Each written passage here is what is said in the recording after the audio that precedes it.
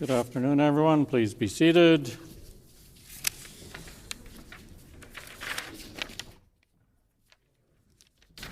Routine proceedings, introduction of bills.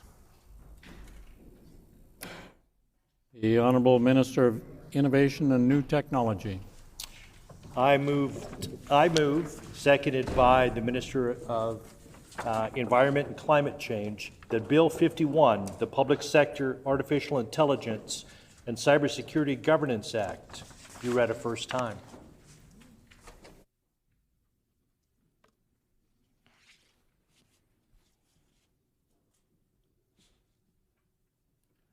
It's been moved by the Honourable Minister of Innovation and New Technology, seconded by the Honourable Minister of Environment and Climate Change, that Bill number 51, the Public Sector Artificial Intelligence and Cybersecurity Governance Act, be now read a first time. The Honourable Minister of Innovation and New Technology.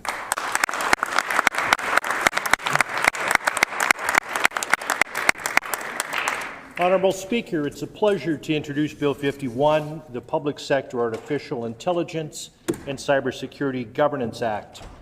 This bill is our government's first step to meeting the moment in an era of artificial intelligence and rapid technological change.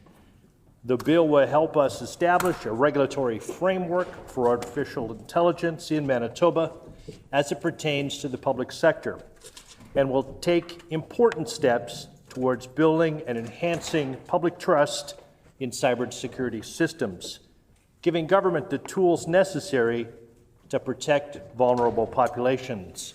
I look forward to the public discourse that will follow. Is it the pleasure of the House to adopt the motion? Agreed and so ordered. The motion is accordingly passed. Committee reports. Tabling of reports. Ministerial statements. Members' statements. The Honourable Member for Fort Richmond. Honourable Speaker, today I rise to celebrate an exciting new addition to Fort Richmond, the recently opened Home Hardware, a locally owned business that shows the pride of Winnipeggers who chose to invest in the community they call home. Home Hardware is a proudly Canadian company with a long and remarkable history. Founded in Ontario in 1964, it has grown into a dealer-owned network of more than 1,000 independently operated stores across the country.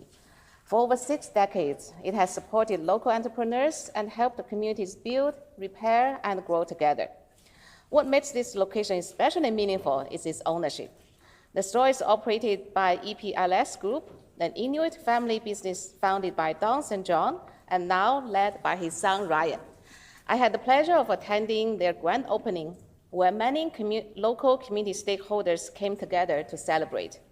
The event was deeply memorable, as we experienced the meaningful Inuit cultural traditions, including a prayer and Inuit throat singing, highlighting the rich heritage and values behind this business.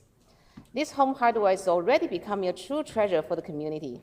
It is more than just a store. It is a place where families come to find hardware, Christmas items, seasonal decor, and everyday essentials. People from across Winnipeg have come and see and support this wonderful new store. It has quickly become a familiar and a welcoming space where neighbors meet, families shop, and community comes together. The new lumber center has already received a very positive feedback, and the garden center is set to open this spring, just in time for the growing season. In many ways, our government's work is about creating opportunities for communities to grow, while businesses like Home Hardware help turn those opportunities into spaces people are proud to call home. I invite all my colleagues to join me in congratulating the owner and the dedicated team on this wonderful new store in Fort Richmond. I'd like to add Ryan St. John, Tim Hosey, and Mark Coley's name into Hansard. Thank you, Honourable Speaker.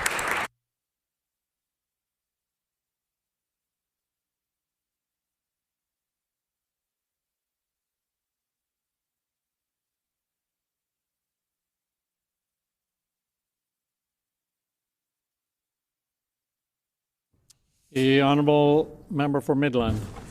I am pleased to rise in the House today to recognize Martin Dewitt, who is with us today in the gallery, along with Deputy Fire Chief of the Carman-Dufferin Fire Department, Joy McElroy. Martin has recently retired from 35 years of serving as the Carman-Dufferin Fire Department's public education officer. Martin joined the fire department in 1990 as a volunteer firefighter and quickly discovered a passion for teaching children about fire safety, and school visits soon became one of the most meaningful aspects of his role. He put great focus on making sure his presentations were very memorable for children, and even created several original props that helped to keep the kids engaged. He has stated that talking about how to prevent fires is the easy part. It's making sure they can remember and know how to prevent them that's the hard part. Over the past 35 years, Martin has shared his passion for fire safety with hundreds of students and residents through fire hall tours, reading during I Love to Read Month, fire extinguisher training, safety with seniors, and even being outfitted in the Sparky outfit at countless community events. He had a unique way of connecting with people of all ages. And some of his lessons will continue to be remembered by community members, such as stop, drop, and rock, or squish the fire out. Don't feel a wooden door because wood doesn't transfer heat, so there may still be a fire on the other side. Have an escape plan, test your alarms. Fire is a tool, not a toy. So I would like to take this opportunity to thank Martin for his dedication and commitment to promoting fire safety in the Carman-Dufferin area, wish him well in his retirement, and to thank the entire Carman-Dufferin Fire Department for all you do in keeping our community safe. I ask my colleagues to please stand in thanking and recognize Martin for his contributions.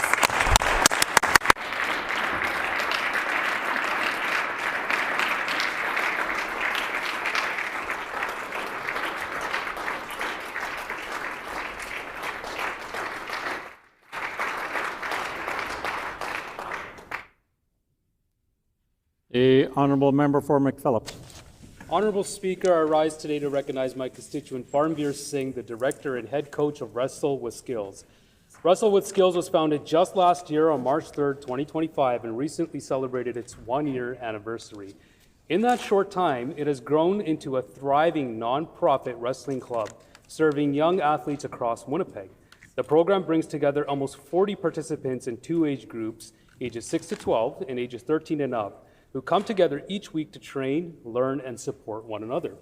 Through freestyle and Greco-Roman wrestling, as well as self-defense and takedown wrestling, the program helps young people build strength, confidence, and discipline both on and off the mat. Their mission is to empower athletes of all ages through teamwork, sportsmanship, and a winning mindset. And already, they're seeing incredible results. 6 athletes from the club have been selected to compete at the Manitoba Games, and 15 have qualified for the provincial championships. What makes this even more remarkable is that Parmveer and his fellow coaches run the entire program as volunteers. They give their time and energy simply because they believe in supporting young people and building a stronger community. One of the best parts of representing McPhillips is getting to meet the community and community members who step up to support young people and create opportunities for them to succeed. Today, I ask all my colleagues to rise and join me in recognizing individuals such as Parmveer Singh and his team at Wrestle with Skills for the positive impact they are making in young lives across Manitoba. Thank you, Honourable Speaker.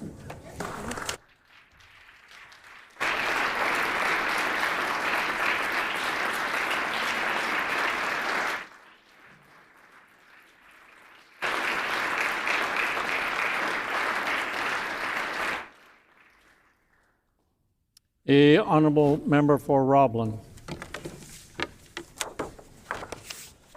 I rise today to recognize an important milestone for a cherished community organization in West Winnipeg. This year marks the 75th anniversary of the Charleswood Art Group, a collective that has been inspiring creativity and community since 1951.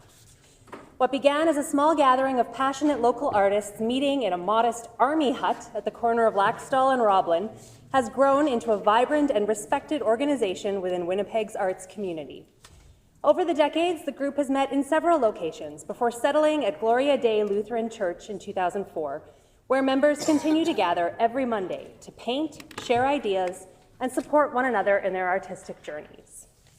Today, the Charleswood Art Group includes 50 members ranging from emerging artists to established professionals working in a wide range of media. Many members are award-winning artists whose work can be found in homes and businesses across Manitoba, Canada, and beyond. The group has demonstrated remarkable resilience as well. When the COVID-19 pandemic coincided with their 70th anniversary, members adapted by meeting virtually and even hosting their annual exhibition entirely online to ensure their creative community continued to thrive. Giving back is also central to the group's mission. Each year, their spring show includes a silent auction supporting the Cancer Care Manitoba Art Therapy Program, helping bring healing and comfort through art. I would also like to highlight their annual spring show and sale, taking place April 24th to 26th at Charleswood United Church.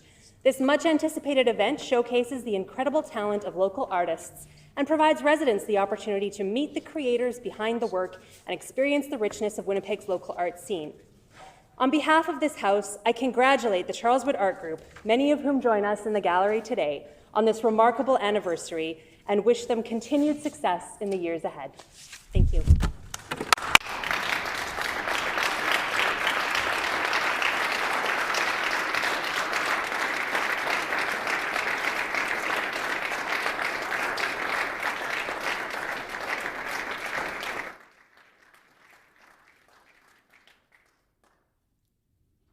The Honourable Minister of Environment and Climate Change. I rise today to recognize the legacy of former Riel MLA Doreen Doddick, a woman whose commitment to public service left an indelible mark on the community of Riel. Doreen served as the MLA for Riel from 1981 to 1986 during a period of significant growth and change in Manitoba. Before entering elected office, she was already known as a dedicated organizer within the NDP, someone who strengthened the party at the grassroots level and helped build the foundation for future electoral success. Her determination was evident early on. She first ran in 1977, lost narrowly, and came back 4 years later to win the seat in a hard-fought rematch. During her time in the legislature, Doreen served as the government whip, a role that requires discipline, fairness, and the ability to bring people together.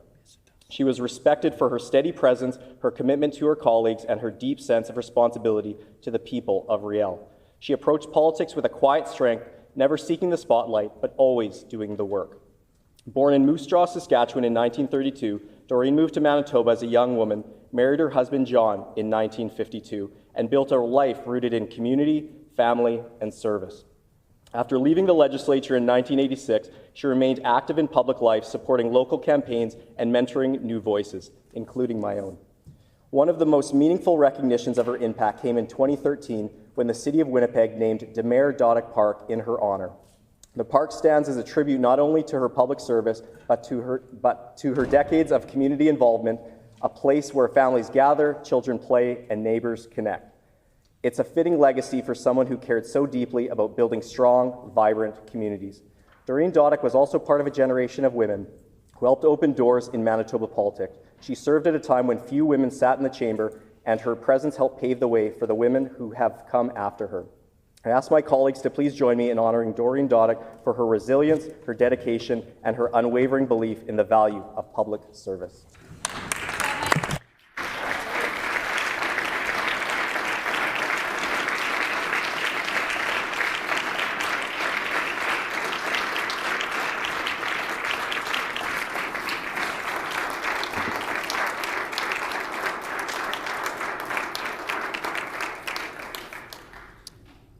Before moving on to oral questions, there's some guests in the gallery. I'd like to draw attention of all honourable members to the public gallery, where we have with us today Angie Spearing, Monica Bailey, Carol Michi, Dolores Scratch, Joanne McKeever, Heather Thiessen, Robert Jordan, Laurie Coate, Marcia Hodge, Linda Rubel, Patricia Zacharias, who are guests of the Honourable Member for Roblin. On behalf of all honourable members, we welcome you here today.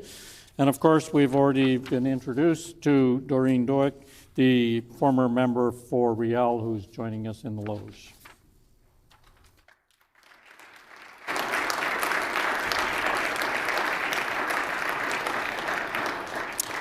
And now, before we proceed, I have a statement for the House, and I would ask for the attention of all honourable members. Now that the Legislative Assembly is providing gavel-to-gavel simultaneous interpretation of House proceedings from English to American Sign Language, ASL, I wanted to share some guidance on best practices when speaking in the House. The ASL interpreters do their very best to ensure that the words you share with Manitobans in the House are accessible to sign language users watching proceedings. We have consulted with our interpretation staff on this, and they have offered some suggestions to avoid circumstances that can lead to mistakes or omissions. Reading too quickly.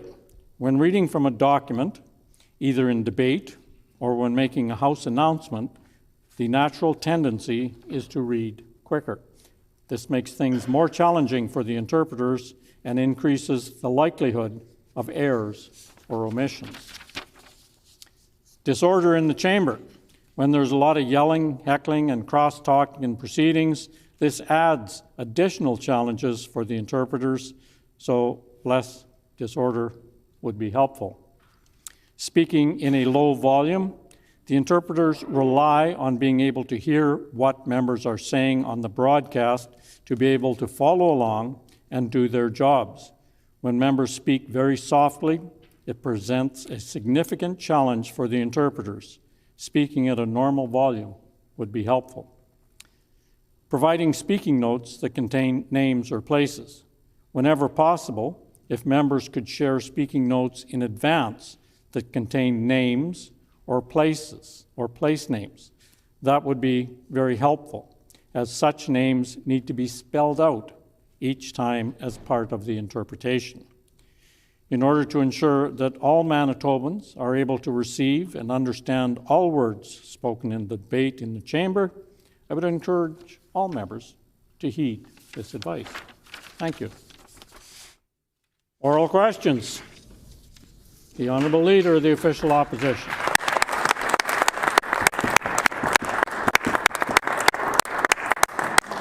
We don't often agree in this chamber, but there's one thing that we can agree on.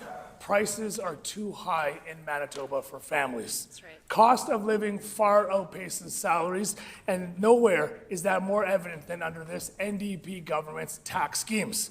The property taxes alone in recent StatsCan Consumer Price Index show that the price of property taxes has increased by 20% under this NDP government. Wow. Yet the province wants to pass that blame onto cities and municipalities.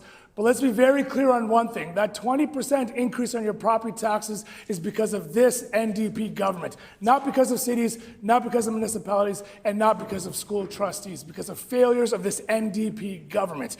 Will the Premier stand up and explain to Manitobans how we can possibly justify a 20% increase on property taxes when families are barely getting by today?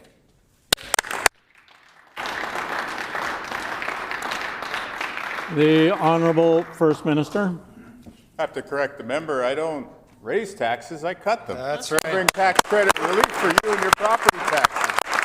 But, Honourable Speaker, I would be remiss if I did not take a moment to thank Doreen Dodick for her years of service.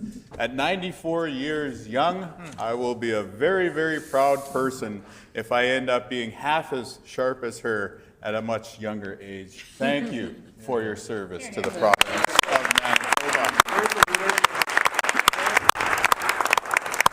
What the member opposite fails to do when he comes tripping in here over his Alberta Liberal talking points is he fails to recognize that this is a dedicated tax he's talking about. Every single dollar he's talking about goes to Manitoba schools. So perhaps he can tell us, is it the school in Brandon he would like to cut? Yep. Is it the school in the Western School Division that he'd like to cut? Probably. Perhaps he wants to cut French immersion. Stand in your place now, I would say, through you, the chair, and tell us what part of the education Honourable system... Member's time has expired.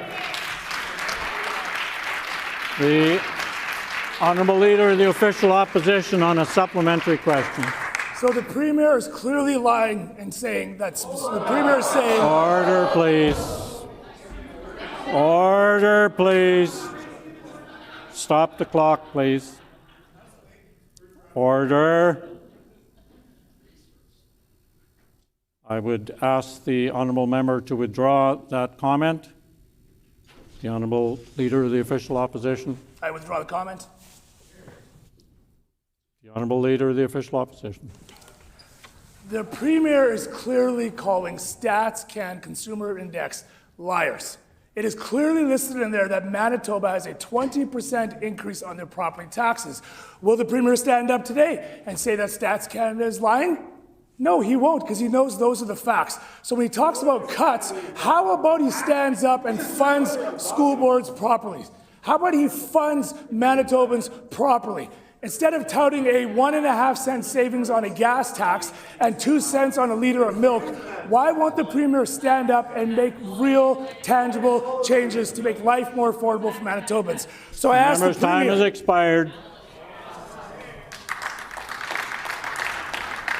The Honourable First Minister.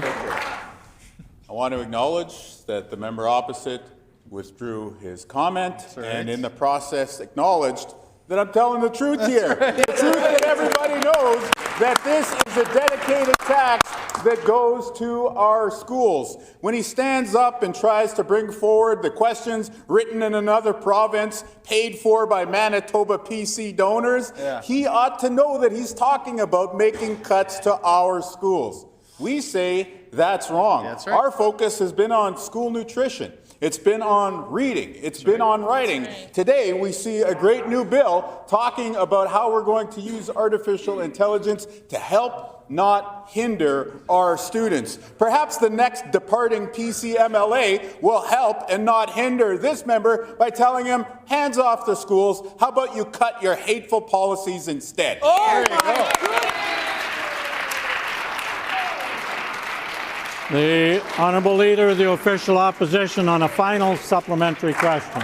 I will ask the Premier a simple question. Can the Premier tell this House how Manitoba families are supposed to afford an increase of hundreds of dollars on their property taxes while paying hundreds of dollars more on groceries under this NDP government? Will the Premier admit today that he has no plan to make life more affordable for Manitobans, and how does he expect them to pay for this increase of 20% of property taxes and astronomically high grocery prices?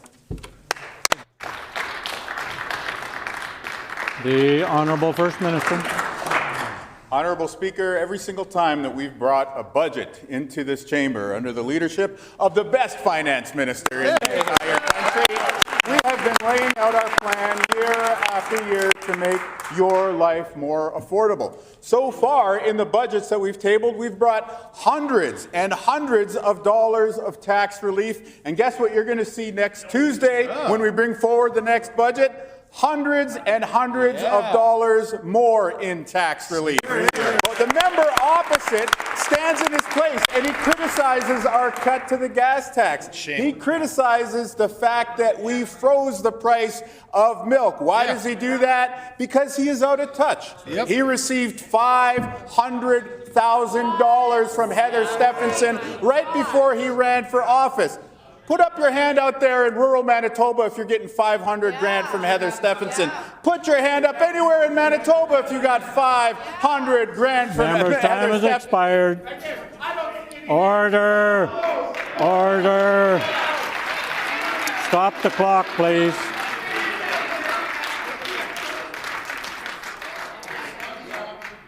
The Speaker is standing.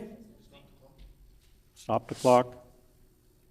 I remind members that when the Speaker stands up and says your time is up, that means it's time to quit talking and sit down. Also, before proceeding to the next question, there's some guests in the gallery that are about to leave. We have seated in the public gallery from Windsor Park Collegiate 28 grade 9 students under the direction of Blondin Edimo. And this group is located in the constituency of the Honourable Member for Southdale. We welcome you all here today.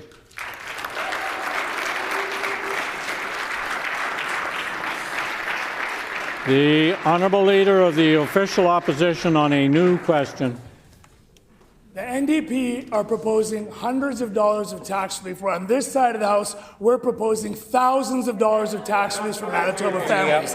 On this side of the House, we have put a reasonable plan forward to reduce the taxes paid by Manitoba families by over $3,000, not hundreds of dollars like this Premier is saying.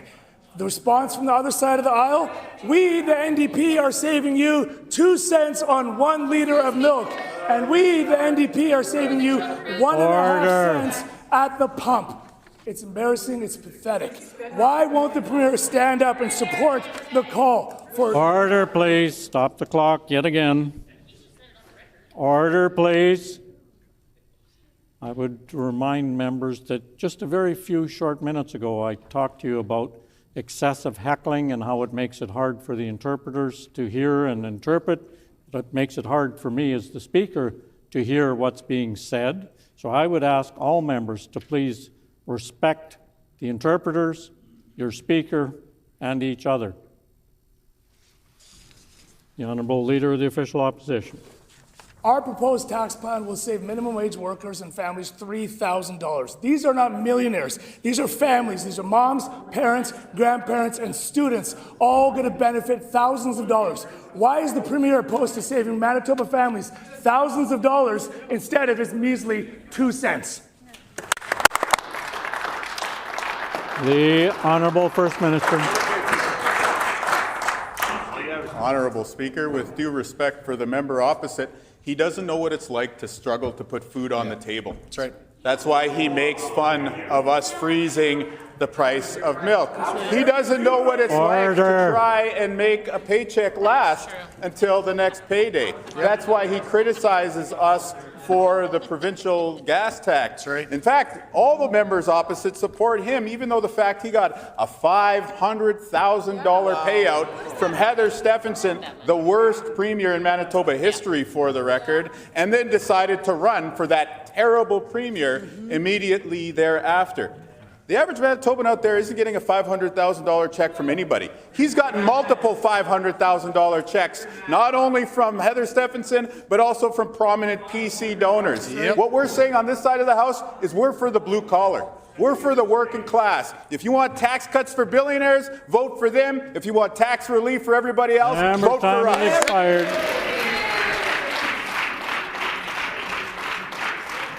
The Honourable Leader of the Official Opposition. The Premier doesn't know a thing about my life. Order, please. Stop the clock again. The Honourable Member for Kildonan River East needs to come to order. The Honourable Leader of the Official Opposition. The Premier doesn't know a thing about my life. He doesn't know that I came here as an immigrant family. He doesn't know that my parents arrived here with 2 suitcases and 2 kids. He doesn't know that I couldn't afford a pair of cleats to play football the very first time I ever stepped on the field. And yet he stands up here and insults me and attacks Manitobans across the province. Our plan is to put $3,000 back in the hands of Manitoba families. And he stands up here and attacks me and belittles me and bullies me. He doesn't know a thing about how hard my life has been. I have worked, and we have all worked for everything in our life, and that is why we are here today. Nothing has been handed to us. Honourable Speaker, I simply ask the Premier, why will he not help? Order. He's literally laughing at me while I'm asking him to help Manitoba families. Will the Premier vote in Order. Stop the clock again. The Honourable Minister of Families needs to come to order, and the rest of the government bench also needs to come to order. The Honourable Leader of the Official Opposition. I simply ask the Premier, will he do the right thing and vote in favour of a resolution that will put $3,000 back in the hands of Manitoba families today? It's a simple question. Yes or no, Honourable Speaker? Hear, hear, hear, hear.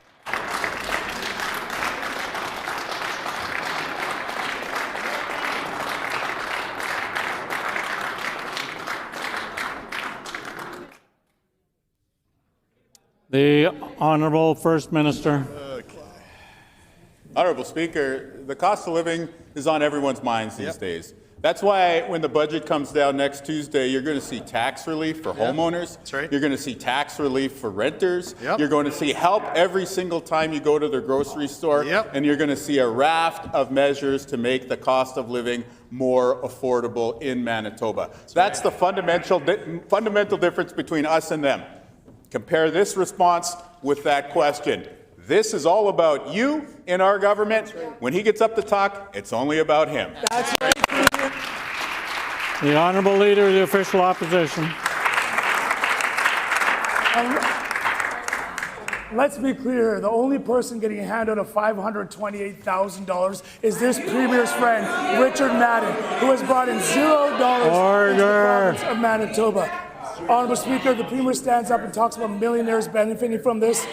Of those population in Manitoba, only 0.6% of Manitobans are earning over $200,000 a year. 0.6.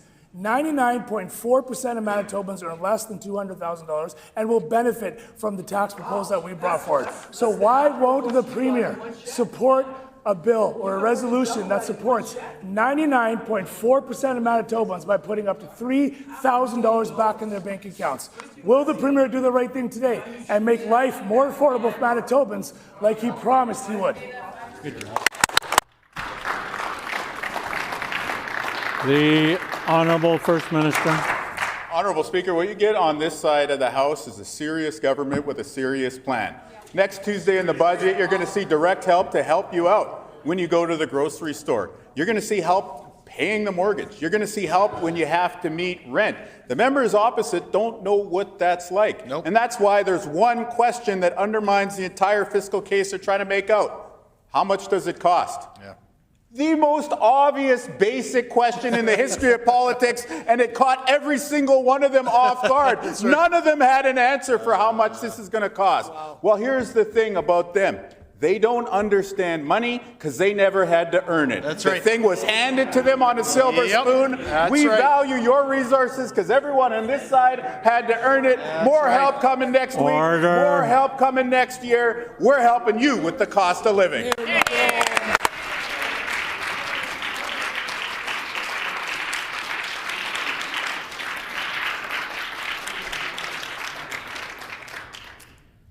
The Honourable Member for Midland. Last year, Manitoba families were slammed with double-digit school tax increases, and clearly this NDP did not learn their lesson because Winnipeg's school divisions have increased school taxes by up to 43% since the NDP came into power.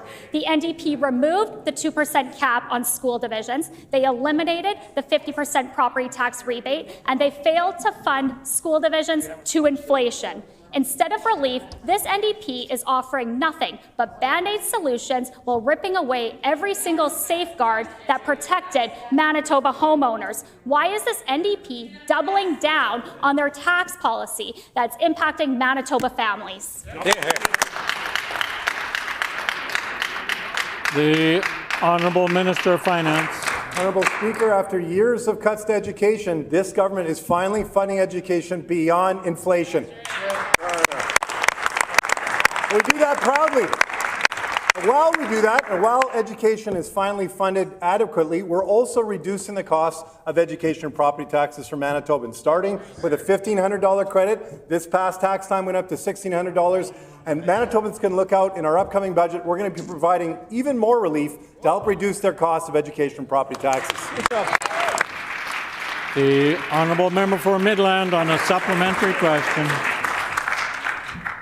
The figures tell a very different story because since the NDP took office, 43% increase in Louis Riel School Division, 38% increase in Seven Oaks, 39% increase in Pembina Trails. Last year alone was double-digit increases. This year, it's more of the same. The NDP have not learned their lesson. They did not fix the problem. In fact, their affordability tax credit does not even cover the increases that Winnipeg families and homeowners are seeing this year. No guardrails, no discipline, no leadership. That's this NDP government. Why, under this NDP, has Manitobans' biggest lifetime investment, their homes, being their biggest tax burden?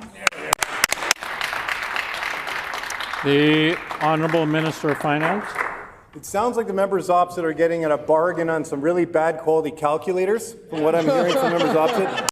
No idea where these numbers are coming from. What we can say with confidence is that for years, education was cut under the members opposite. Finally, we're funding education properly under the leadership of the best education minister in the country.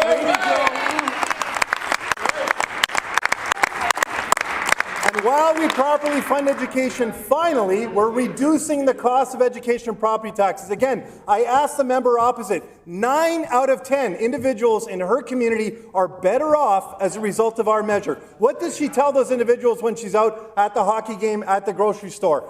Will she support our measure? Will she support the work we're doing? Because almost everybody in her community is better.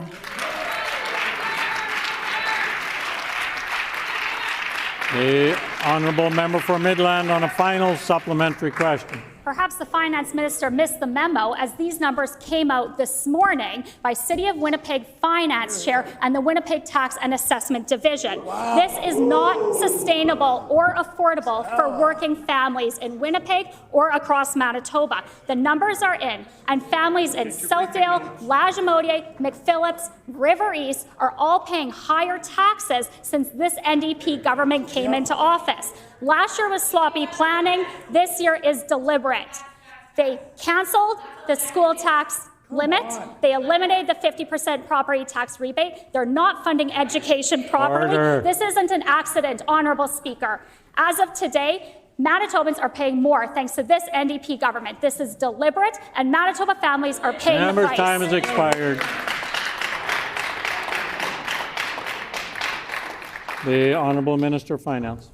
Honourable Speaker, we're lowering taxes while we clean up the PC mess. Manitobans know we're taking action where it counts. Not only are we reducing their education and property tax costs, but of course, we're reducing their costs of fuel. We're reducing their costs of electricity. We're reducing costs almost across the board. That's the work that this team is doing. What are Manitobans getting from the members opposite? Absolutely crazy proposals here that are either going to see us have a new $1 billion hit to our deficit or more massive cuts to healthcare and everything else like we saw from them over 7.5 years. They're reckless. They created a hole for Manitobans to climb out of. We're going to do the work of making life more affordable while we continue to manage the books responsibly. The honourable member for Lac du Bonny. Many Manitobans are experiencing double-digit tax increases thanks to the education funding cuts by this NDP government. Honourable Speaker, can the minister tell Manitobans, does the new funding model review team still exist? The Honourable Minister of Education and Early Childhood Learning. Thank you, Honourable Speaker, and I'm very grateful to the work of the Advisory Committee on School Funding. And you know the feedback that we got, Honourable Speaker? The feedback that we got is that under the NDP government, schools in Manitoba are funded in the way that they're supposed to be. The problem, Honourable Speaker, the ultimate problem with Manitoba's school funding model under the previous government was the fact that they didn't fund schools. 98% guarantee. That's what they gave to schools, to students, to teachers, a guarantee to cut their funding. What? We're doing things differently. We're working with our school division partners to address things like literacy, to address things like absenteeism, to make sure that every single student here in Manitoba feels safe and included. Time has expired.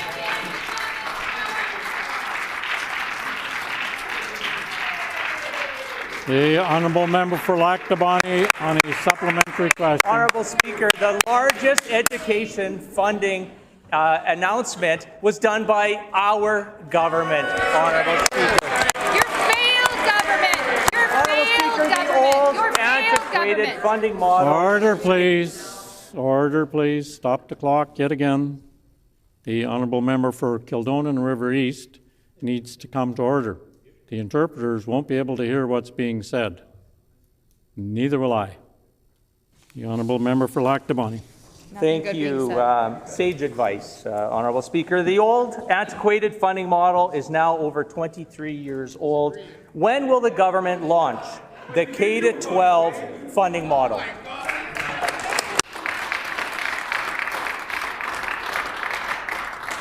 The Honourable Minister of Education and Early Childhood Learning. Thank you, Honourable Speaker. Clearly, the member from Lac du Bonny has lost the plot in the same way that his leader has lost his caucus. And in the same way,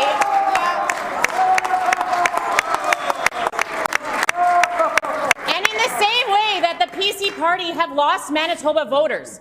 It's not just on education, Honourable Speaker. It's on healthcare. It's on affordability. The PCs are so out of touch. Manitobans can trust and rely on the NDP government not only to fund education, but to fund healthcare and to fund families and to fund housing. This is the team that's getting stuff done on behalf of Manitobans, whether it comes to education or any other one of the important services that we offer to Manitobans. Thank you very much. You're welcome, Wayne.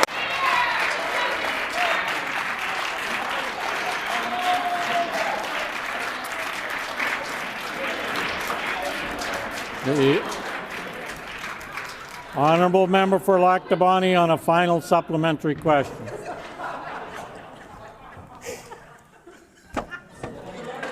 Oh, time's up. Thanks, Honourable Speaker. I didn't hear you due to the cheerleading by the MLA sitting next to me. You have a license. 43.1% increase by Louis Riel School Division. 10.4% for Beautiful Plains, Honourable Speaker. 36.2% by River East Transcona tax increases. I don't think, Honourable Speaker, that the voters in River East, Kildonan voted for a 36.2% increase. Don't point at me. Brandon Sun and the Winnipeg Free Press agree that it is time for a new education minister. Will the Premier listen to the Brandon Sun and the Winnipeg Free Press editor and do a cabinet shuffle, Honourable Speaker? Order. Order.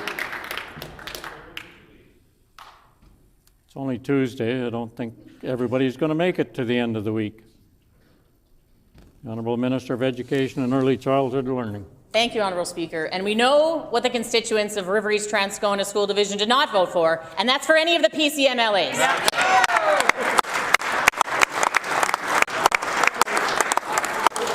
The fact of the matter is, Honourable Speaker, our government is funding education after 8 years of our education sector being starved. Our government is working with our school division partners after 8 years of the school divisions being disrespected and attacked by the previous government. The fact of the matter is, education funding in Manitoba is at a historic rate, almost $2 billion, which is leading to the hiring in partnership with our school division partners of more than 832 new teachers here in Manitoba, so that students can have the time with the trusted adults that they need. This is how we make Expired. The honourable member for Roblin. What this minister is putting on the record stands in stark contrast to what the superintendent of Pembina Trails School Division is saying, which is that the funding provided by this NDP government is a de facto cut. By failing to fund education properly and reducing the property tax rebate, the NDP have chosen to add to the affordability crisis. Pembina Trails will be collecting 11.6% more from homeowners. Why is this NDP government putting more and more of the burden of education funding on homeowners? The Honourable Minister of Education and Early Childhood Learning. Thank you, Honourable Speaker. The truth of the matter is, since our government has been elected, every single school division, including the Pembina Trails School Division, has received an increase to their funding. Every single school division, every single year. That's our record, Honourable Speaker, and we are proud of our record, Honourable Speaker. And not only, what are we doing? We're cleaning up their mess. Because while every single school division under our government has received an increase, the truth of the fact is, when they were in government, every single school division received a cut. A 98% guarantee. The former minister stood up and proudly bragged in the media about a 98%. That is not a de facto cut. That is a cut. We're doing things differently. Time has expired. The honourable member for Roblin on a supplementary question. Homeowners in Charleswood will take the word of the superintendent of Pembina Trails School Division over the word of this NDP minister any day of the week. And that superintendent said that because of this NDP government's failure to properly fund education, it would result in cuts to programming or increases to local taxation. Families in Pembina Trails are not better off under the NDP. They hide behind municipalities, they hide behind school trustees, but the NDP's failures are the reason that homeowners in Charleswood will once again face double-digit property tax increases. They heckle because they know I'm right. They know my constituents are in the gallery, and they don't want them to hear it.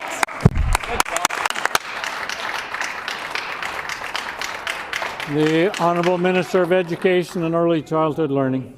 Again, Honourable Speaker, we are very grateful for our partnerships with school divisions. We're grateful for our partnership with the superintendent from Pembina Trails School Division, with the board chair, both of whom.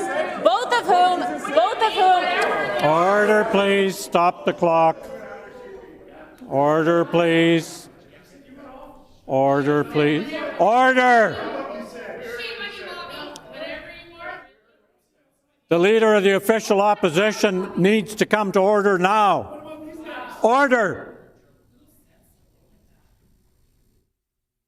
Both leaders need to stop hollering back and forth across, and they need to stop it right now.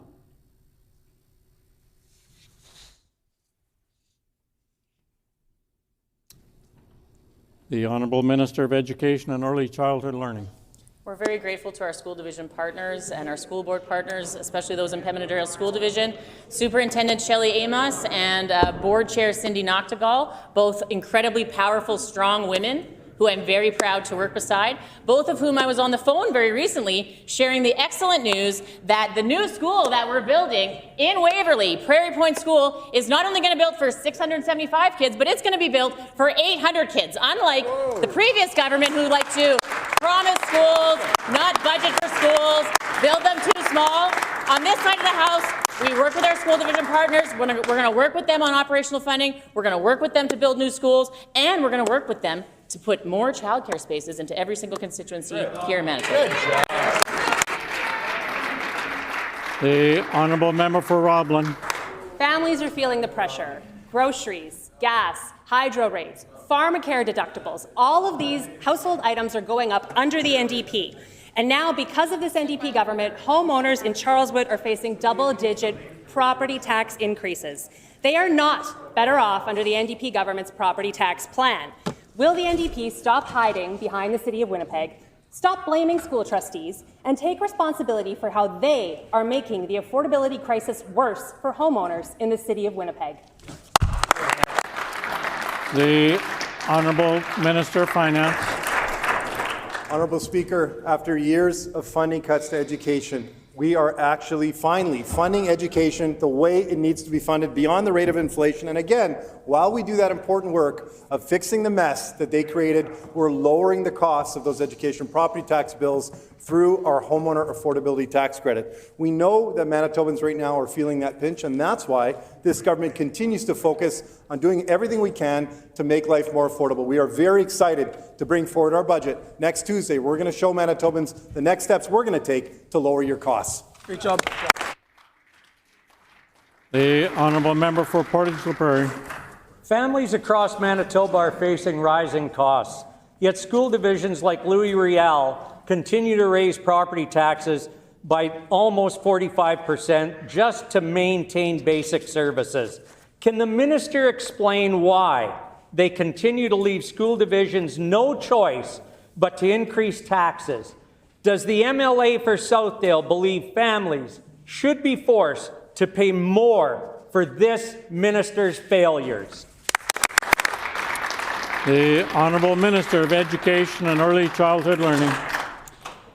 Thank you, Honourable Speaker. And again, Manitobans know who they can trust when it comes to education for many reasons, because of our record. They only have to look across the aisle and look at the last 8 years of the record of the opposition that not only cut funding to school divisions, but also picked fights with school divisions. Heck, they would have eliminated school boards altogether if we had left it up to them, Honourable Speaker. Let's all remind ourselves about Bill 64, the bill that I like to call possibly the worst bill in the history of Manitoba. Thank goodness Manitobans stood up and had the good sense to elect a government full of educators. Honourable Speaker, Manitobans understand and know who they can rely on when it comes to education funding and when it comes to promoting education in this province. Not only education, but also access to childcare, Honourable Speaker. Member's time has expired.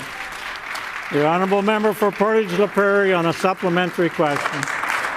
Manitobans are seeing education property tax go up almost 45% in Louis Riel, despite repeated assurances that this would not happen. When school boards are forced to raise taxes to fill funding gaps, it points to a systematic problem. Can the minister tell Manitobans, is their government's funding model that's failing, or are they saying local divisions are making wrong choices, and why? The Honourable Minister of Education and Early Childhood Learning. Honourable Speaker, I hope more members of the opposition get up and ask these questions, because it really shows their hand, and it really is revealing. I hope Manitobans are watching, because this is what students in Manitoba are to the oppositions. It's just dollars and cents. Yep. That's what it's about. We haven't heard one question today about safety and security in schools. We haven't heard one question about mental health supports for students in schools. We haven't heard any questions about absenteeism and attendance. We haven't heard any questions about literacy. We haven't heard any questions about numeracy. We certainly haven't heard any questions about the Universal Nutrition Program, which they're on the record saying it was a bad idea. Yep. This is what you get from the Manitoba PCs, Honourable Speaker. This is what they think about kids. It's dollars and cents. On this side of the House, we understand that there is no better investment time has than expired.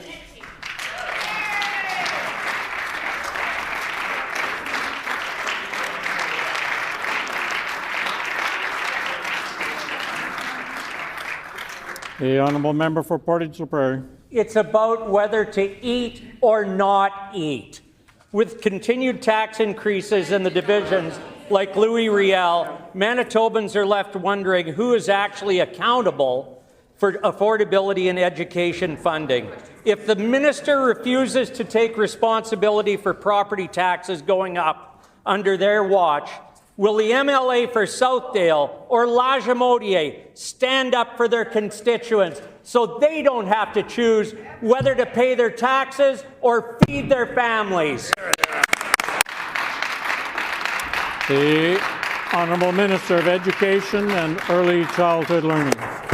Honourable Speaker, we're standing up for Manitoba kids and we're standing up for Manitoba families. That's right. By investing in education. We know that the best healthcare plan is a good education plan. We know that the best economic plan is a good education plan. And we also know that it was their team that cut and said that universal nutrition was a bad idea. The member from Portage-la Prairie stands up and has the guile to talk about feeding children in this province when he supports a party that said nutrition was a bad idea. On this side of the House, we honor every single child with our universal nutrition program, and we honor Nello Altamare with Nello's Law, making a universal nutrition program the law here in Manitoba forever and all time, and we do that for Manitoba kids and Manitoba families in Portage.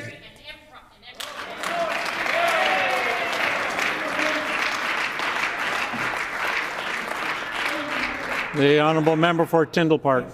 Honourable Speaker, earlier today we had near 50 members from over 17 stakeholder groups who have indicated that they are in a crisis. They joined us today in the gallery for second reading of the Autism Strategy Act. During debate, members of the NDP expressed support for necessary changes, yet when provided an opportunity to move the bill to committee, they said no. There will be a recorded vote this Thursday. Will the minister support sending the bill to committee? The Honourable Minister of Families. Miigwech, Honourable Speaker, and I want to say miigwech to the member opposite for bringing forward her bill. It's an important discussion that happened here this morning. And I also want to say miigwech to her for bringing folks into the chamber. Any day that we can bring folks into the galleries to see democracy at hand is, I think, a good day. So I say miigwech to the member. What I will say is our government, of course, supports all children. We know that every child matters in Manitoba, and every child should have the opportunity to thrive and have equal access to opportunities. We're already doing this work without legislation. Our department is working with educators, health care providers, community, families. Member time has expired. The Honourable Member for Tyndall Park on a supplementary question. Honourable Speaker, I met with the stakeholders following the debate this morning, and they shared how awful it is that this government is choosing to continue to silence them by not allowing this bill to be sent to committee. Will the government do the right thing and allow the many stakeholders who helped create this legislation a chance to share their expertise? The Honourable Minister of Families. As minister responsible, I've met with families all across Manitoba since I was appointed in this role and since our good government took over from the failed PCs over there. And I've had the opportunity to listen to families talk about a series of concerns and issues that they're dealing with. One of the things that we hear all the time about families that are aging and parents that are worried for their children. We hear from autistic Manitobans that they want jobs. We hear from autistic Manitobans about some of the issues that they're facing in the education system. That's why I'm really proud to work with the Minister of Education, the Minister of Health, as we tackle these issues and look at these concerns, which quite frankly, the members opposite did nothing about. The honourable member for Tyndall Park on a final supplementary question. Honourable Speaker, following second reading of the Autism Strategy Act today, stakeholders from the gallery pointed out that it was unethical of the Families Minister to pull them out of the gallery while they were watching the debate without a stated purpose. This is while the Families Minister had the opportunity to participate in the debate and chose not to. I would like to ask the Minister why she felt it appropriate to escort guests out of the gallery during the debate instead of participating herself.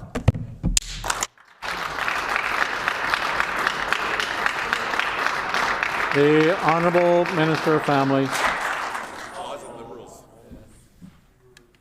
Honourable Minister of Families.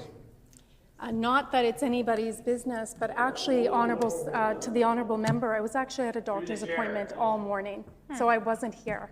So I do want to say that we're really grateful to the families that we had an opportunity to chat with this morning. Order, please. Get the clock stopped yet again. I would just remind the honourable member for Tyndall Park that we're not allowed to indicate whether a member is present or absent. And also, the Honourable Minister of Families can't indicate whether they themselves are present or absent. The Honourable Minister of Families. And to clarify, there was some discussion on me participating, so it was implied. What I will share finally, Honourable Speaker, is that our government has invested $21.5 million to increase supports for autism, something that members opposite didn't do. There was a 0% increase to any of the autism member's time service. has expired. And if I could get the clock stopped once more. There are some guests in the gallery that are going to be leaving right away, so I want to take the opportunity to introduce them. We have seated in the public gallery from Windsor Park Collegiate, 35 grade 9 students under the direction of Biodan Adameo, and this group is located in the constituency of the Honourable Member for Southdale. We welcome you here today.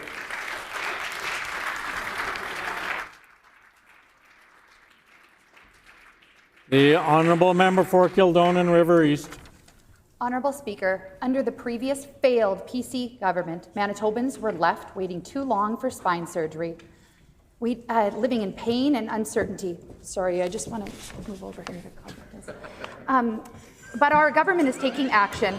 Just last week, we announced an important investment in surgical technology at Concordia Hospital, which means Manitobans that need spine surgery will have faster care and shorter recovery times. Can the best Minister of Health in Canada please tell us a little bit more about this important investment? They live in a different province.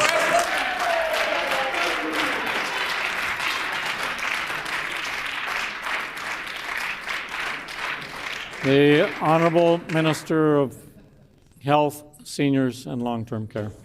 Great question from my dear friend and dear colleague from Kildonan River East. Honourable Speaker, after 8 years of surgical backlogs and sending patients out of province under the PCs, we are improving spine surgery right here in Manitoba. Our $2.7 million investment in advanced surgical technology at Concordia Hospital means we're not only expanding capacity and reducing wait times, but we're also becoming a national leader in cutting-edge care, something all Manitobans can and should be proud of. When it comes to healthcare, we cannot take our foot off the gas. More to do. We're going to keep working hard for all Manitobans.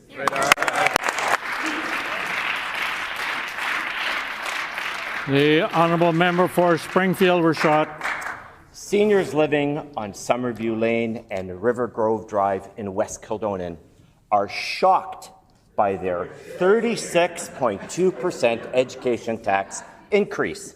Why has the NDP member for Kildonan River East so terribly failed the seniors living in Kildonan River East?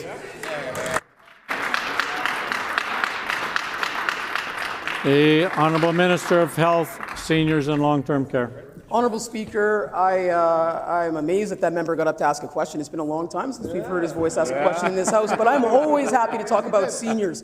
Honourable Speaker, it wasn't that long ago that the PCs, including that member, blocked the independent office for the Seniors Advocate legislation from coming forward. A shameful act. While we had seniors with us in the gallery, I'm so thrilled to share with this House today that the independent office for the Seniors Advocate is already hard at work for Manitobans. The Advocate is working hard every day for Manitobans, establishing that office, bringing the concerns of seniors forward, and we're going to do everything we can moving forward to make sure that seniors have their needs met right across our great province. Right on. The honourable member for Springfield were shot on a supplementary question. Since becoming an MLA, the NDP member for Kildonan River East has betrayed the families living on the Kyer Avenue and Morning Mead Walk. They must now pay a 36.2% education tax increase. This is crushing families. Will the MLA for Kildonan River East now show up in her constituency for once and deal with this crushing tax?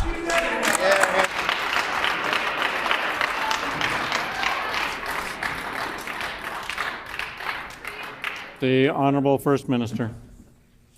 So I know that the member opposite is new here. There you go. Only having been in this chair for some 20 years or so, but the rules of this House will tell you that you cannot pose a question to the member for Kildonan River East. Those should be posed to us. Now, when it comes to questions of rules and decorum, though, I am very disappointed to have to share what the Leader of the Opposition said earlier this question period.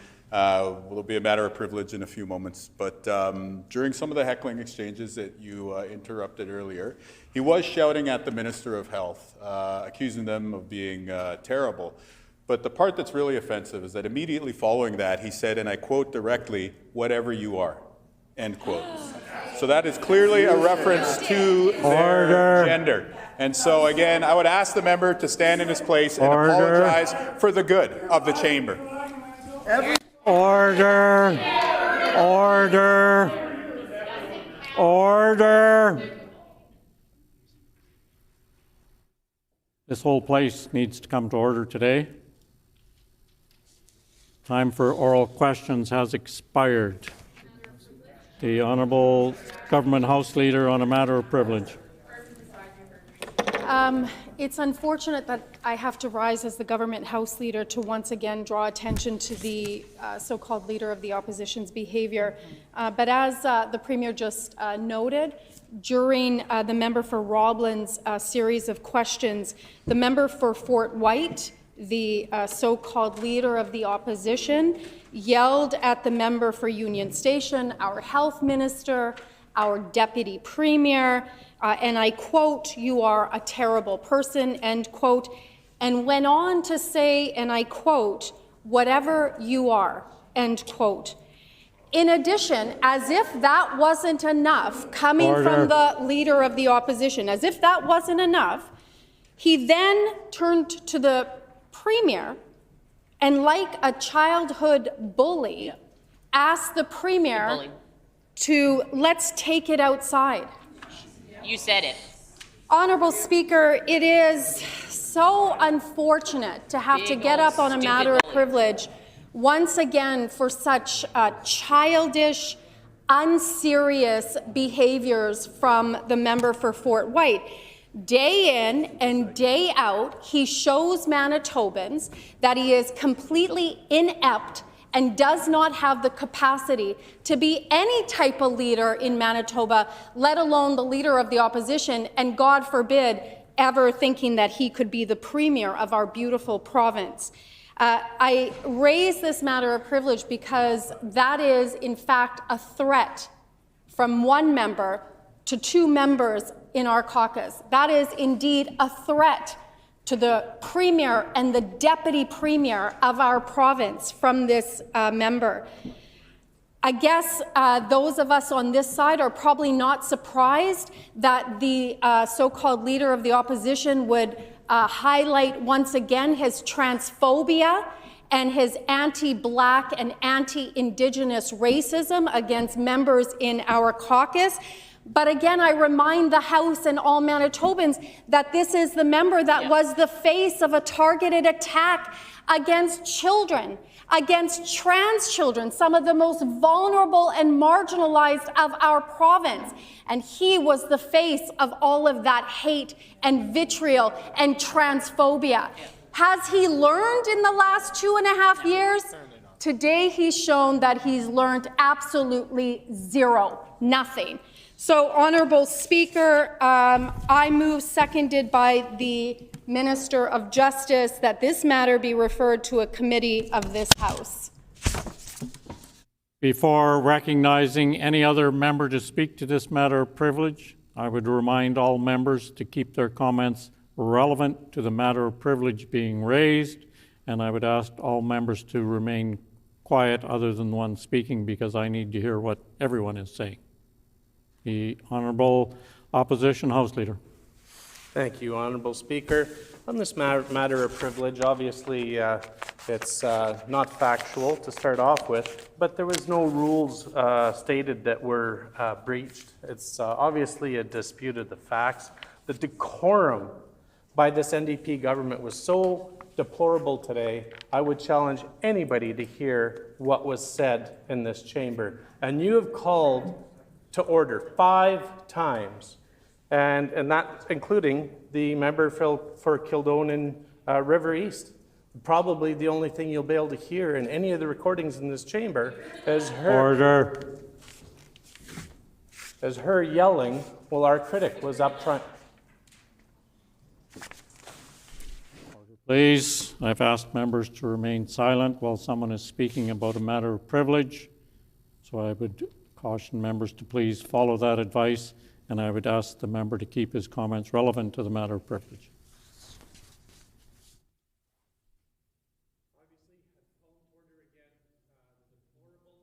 The Honourable Opposition House Leader. Obviously, you had to call the NDP to order again.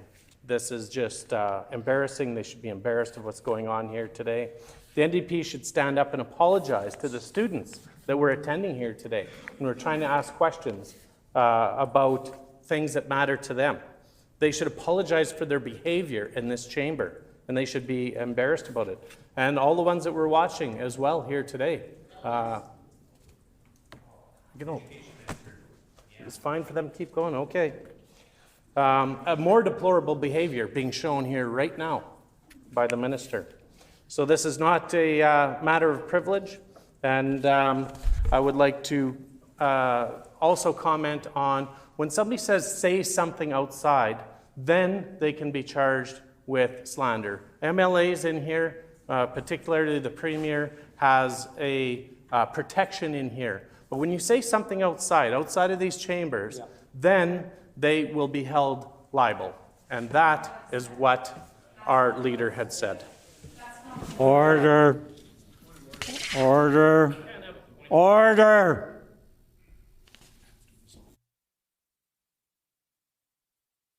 Before we hear any points of order, I have to make some kind of decision on the matter of privilege, and if there's no other members wishing to speak to that matter of privilege, I will take it under advisement.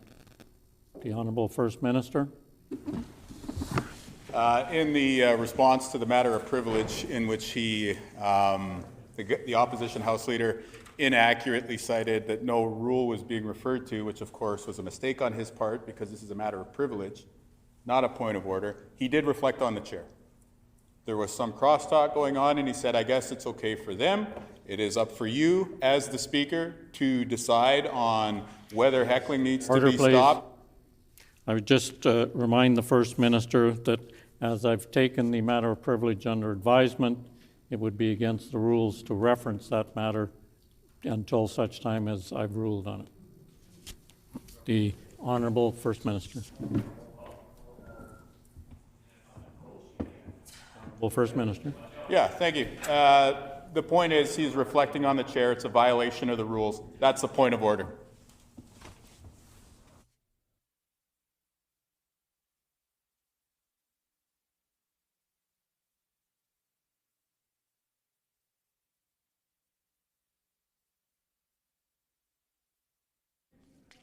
Order, please. Order, please. Order, please. Order. The member does raise an important point. I believe that there's been a lot of that taking place today, all the way around. I will take this point of order under advisement also, but I would caution all members that what's taken place in the chamber today cannot continue, and it will be my role to ensure that it does not continue. It's a role that I take very seriously, and going forward, I guess we'll see more serious consequences. So that concludes that for now. So now we're on to petitions. The Honourable Leader of the Official Opposition.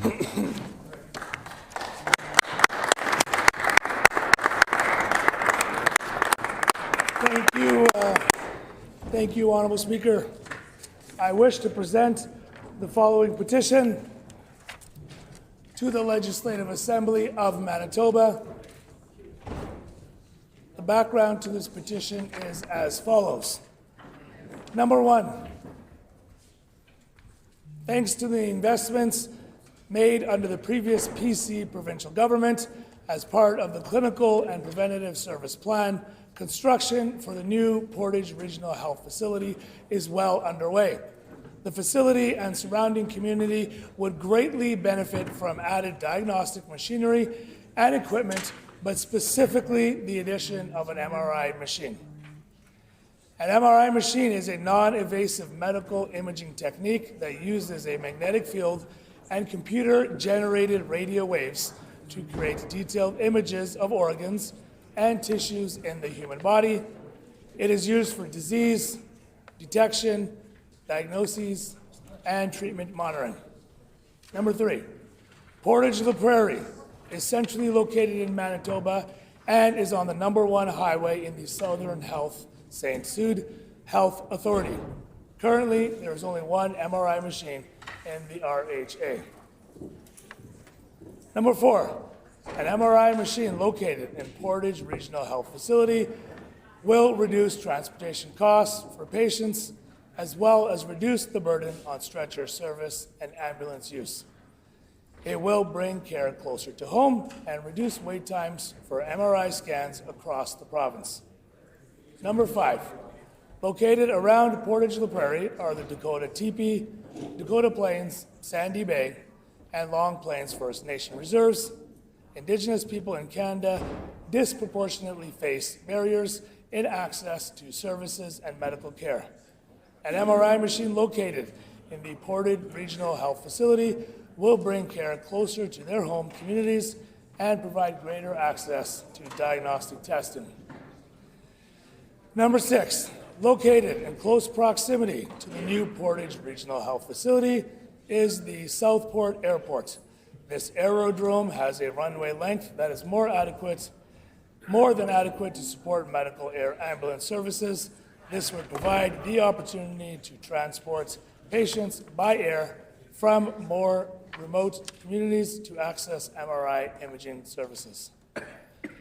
Number seven, the average wait times for Manitobans to receive an MRI scan is currently 6 to 8 months.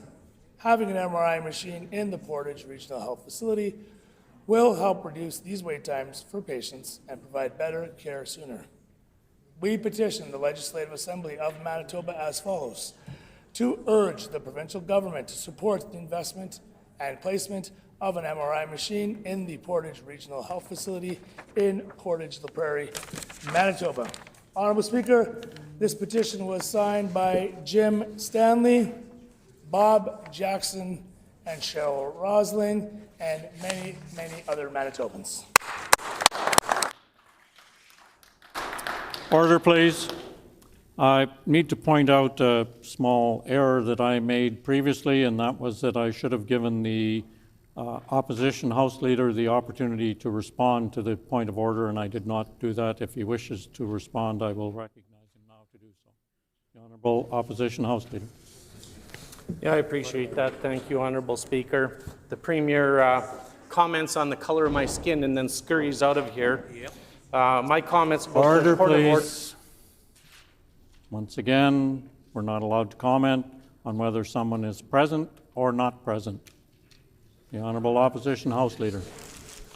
Yes, I apologize for that, and I retract my statement of whether he was here or not, but the Premier commented on the color of my skin and then scurried. My comments about this point of order. I just cautioned you about recognizing whether someone was here or not, and then you repeat the same comment over again. The Honourable Opposition House Leader. Yeah, I didn't say that he left the chamber, Honourable Speaker. I just said that he scurried, and I apologize if you inferred that. I'm sorry. The decorum needs to improve in this chamber, Honourable Speaker, and that lies only with us. Like, as legislatures, the NDP benches today called to order 5 times. I want to thank you for that, but this can't continue, and I really feel that we need to escalate this quicker than it has been, and I would support you as the opposition House Leader for that. And I think when you review the comments from today, I think you will hear that the member for Kildonan River East was so disrespectful today in this, and I want to thank you for and wait for your ruling on this. Thank you, Honourable Speaker. Thank the member for his comments, and once again I'll just reiterate that the matter is taken under advisement, so members cannot comment on it. Further petitions. The Honourable Member for Interlake Gimli. Thank you, Honourable Speaker. I wish to present the following petition. To the Legislative Assembly of Manitoba. The background to this petition is as follows. 1. Thanks to the investment made under the previous PC provincial government as part of the Clinical and Preventative Services Plan, construction for the new Portage Regional Health Facility is well underway. The facility is surrounding, and its surrounding community would greatly benefit from added diagnostic machinery and equipment, but specifically the addition of an MRI machine. 2. An MRI machine is a non-invasive medical imaging technique that uses a magnetic field and computer-generated radio waves to create detailed images of organs and tissues in the human body. It is used for disease detection, diagnosis, and treatment monitoring. 3. Portage La Prairie is centrally located in Manitoba and is on the Number Highway in the Southern St. Sud Health Authority. Currently, there is only one MRI machine in the Regional Health Authority. An MRI machine located in the Portage Regional Health Facility will reduce transportation costs for patients, as well as reduce the burden on stretcher service and ambulance use. It will bring care closer to home and reduce wait times for MRI scans across the province. 5. Located around Portage La Prairie are the Dakota Teepee, Dakota Plains, Sandy Bay, and Long Plains First Nations reserves. Indigenous peoples in Canada disproportionately face barriers in access to services and medical care. An MRI machine located in the Portage Regional Health Facility will bring care closer to home communities and provide greater access to diagnostic testing. 6, located in close proximity to the new Portage Regional Health Facility is the Southport Airport. This aerodrome has a runway length that is more than adequate to support medical air ambulance services. This would provide the opportunity to transport patients by air from more remote communities to access MRI imaging services. 7, the average wait time for Manitobans to receive an MRI scan is currently 6 to 8 months. Having an MRI machine in the Portage Regional Health Facility will help reduce these wait times for patients and provide better care sooner. We petition the Legislative Assembly of Manitoba as follows: to urge the provincial government to support the investment and placement of an MRI machine in the Portage Regional Health Facility in Portage La Prairie, Manitoba.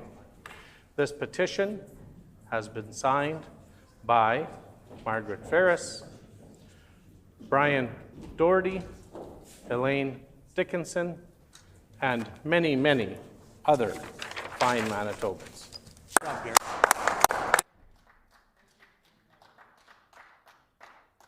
The honourable member for Steinbach. I wish to present the following petition to the Legislative Assembly of Manitoba, and the background to this petition is as follows. 1. Thanks to the investment made under the previous PC provincial government as part of the Clinical and Preventative Services Plan, construction for the new Portage Regional Health Facility is well underway.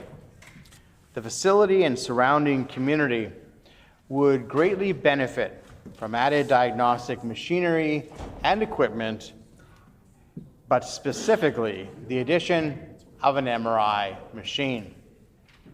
2, an MRI machine is a non-invasive medical imaging technique that uses a magnetic field and computer-generated radio waves to create detailed images of organs and tissues in the human body.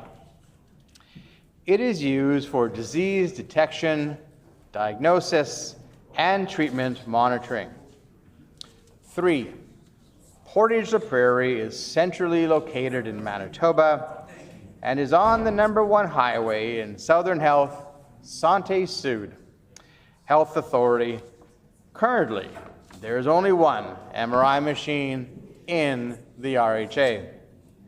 4, an MRI machine located in the Portage Regional Health Facility will reduce transportation costs for patients, as well as reduce the burden on stretcher service and ambulance use.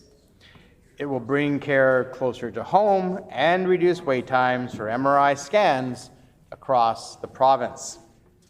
5, located around Portage La Prairie are the Dakota Teepee, Dakota Plains, Sandy Bay, and Long Plains First Nations reserves.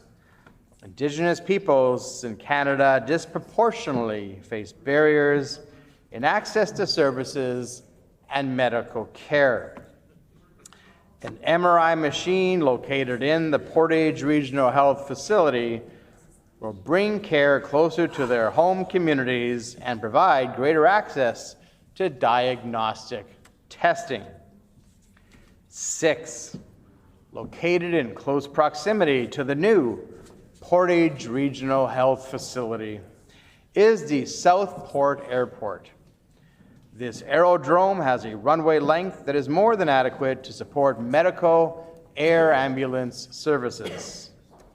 This would provide the opportunity to transport patients by air from more remote communities to access MRI imaging services. The average wait time for Manitobans to receive an MRI scan is currently 6 to 8 months.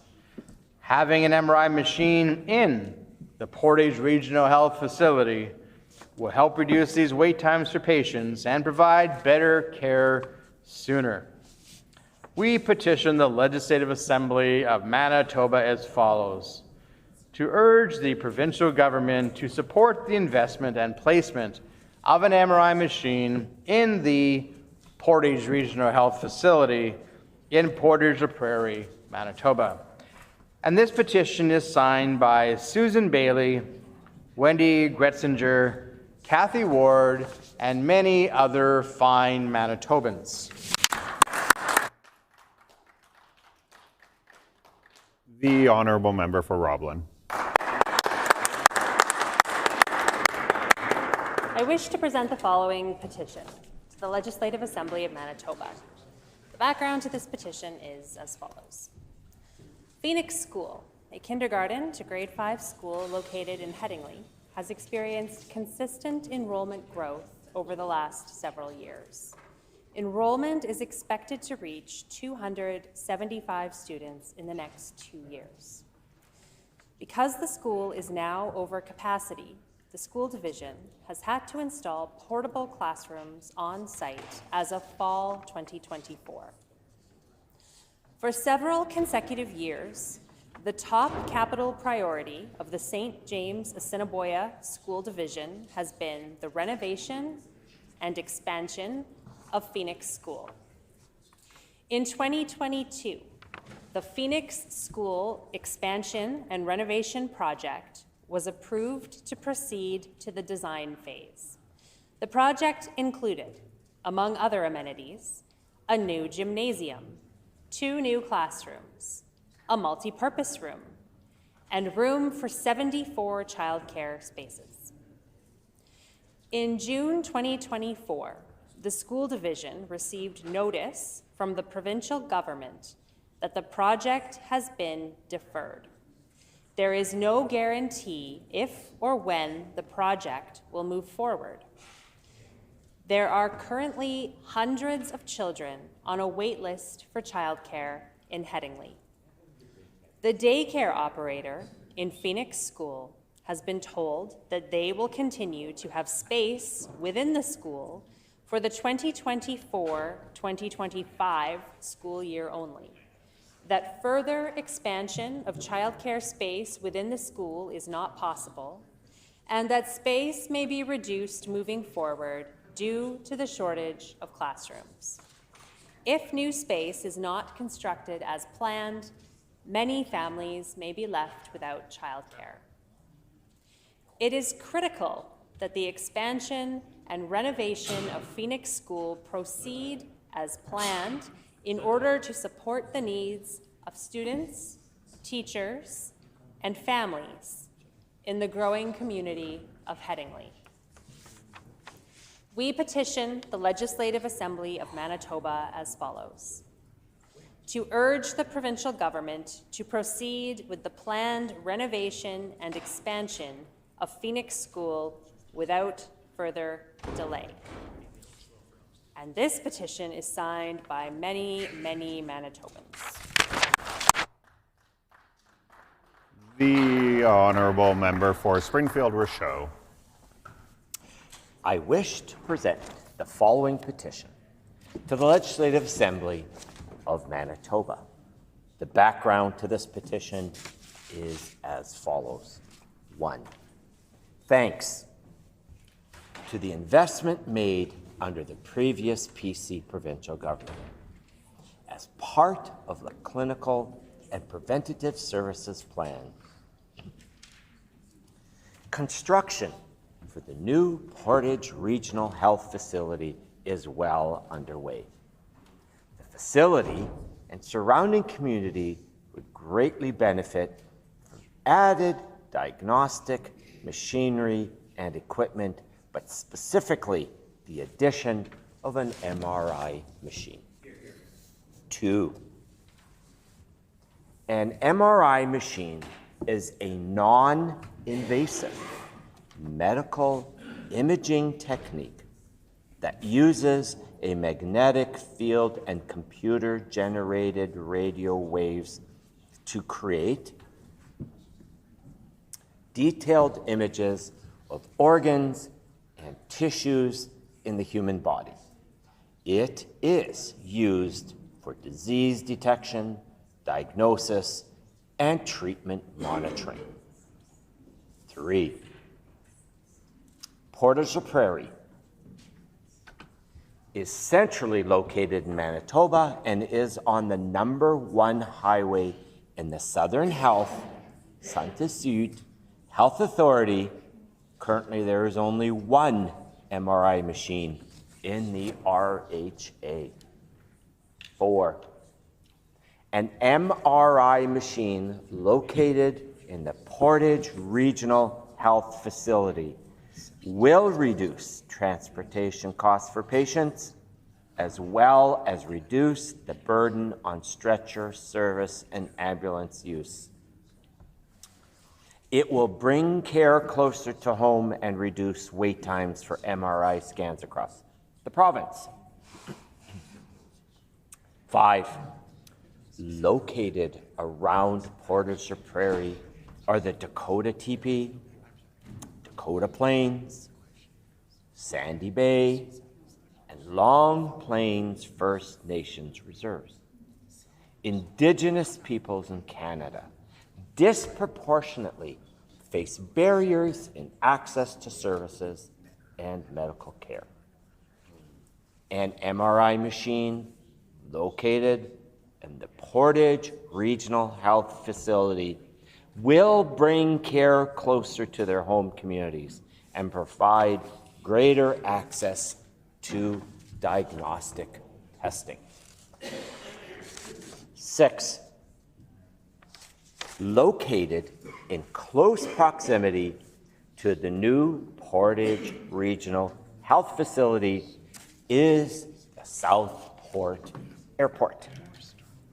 This aerodrome has a runway length that is more than adequate to support medical air ambulance services.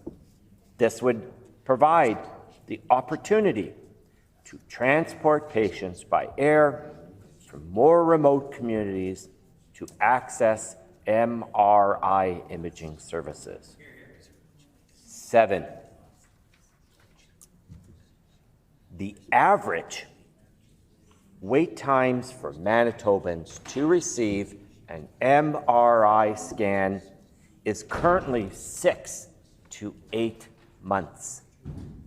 Having an MRI machine in the Portage Regional Health Facility will help reduce these wait times for patients and provide better care sooner. We petition the Legislative Assembly of Manitoba as follows: to urge the provincial government to support the investment and placement of an MRI machine in the Portage Regional Health Facility in Portage-la-Prairie, Manitoba. And this is signed by Jessica Dick, Darius Stevens, Michael London, and many other Manitobans. Thank you.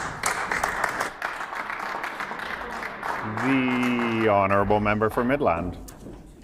Honourable Speaker, I wish to present the following petition. To the Legislative Assembly of Manitoba, the background to this petition is as follows. 1. The provincial government's decision to cancel the education property tax credit and the property tax offset grant has enabled and encouraged school divisions to introduce massive tax increases. 2.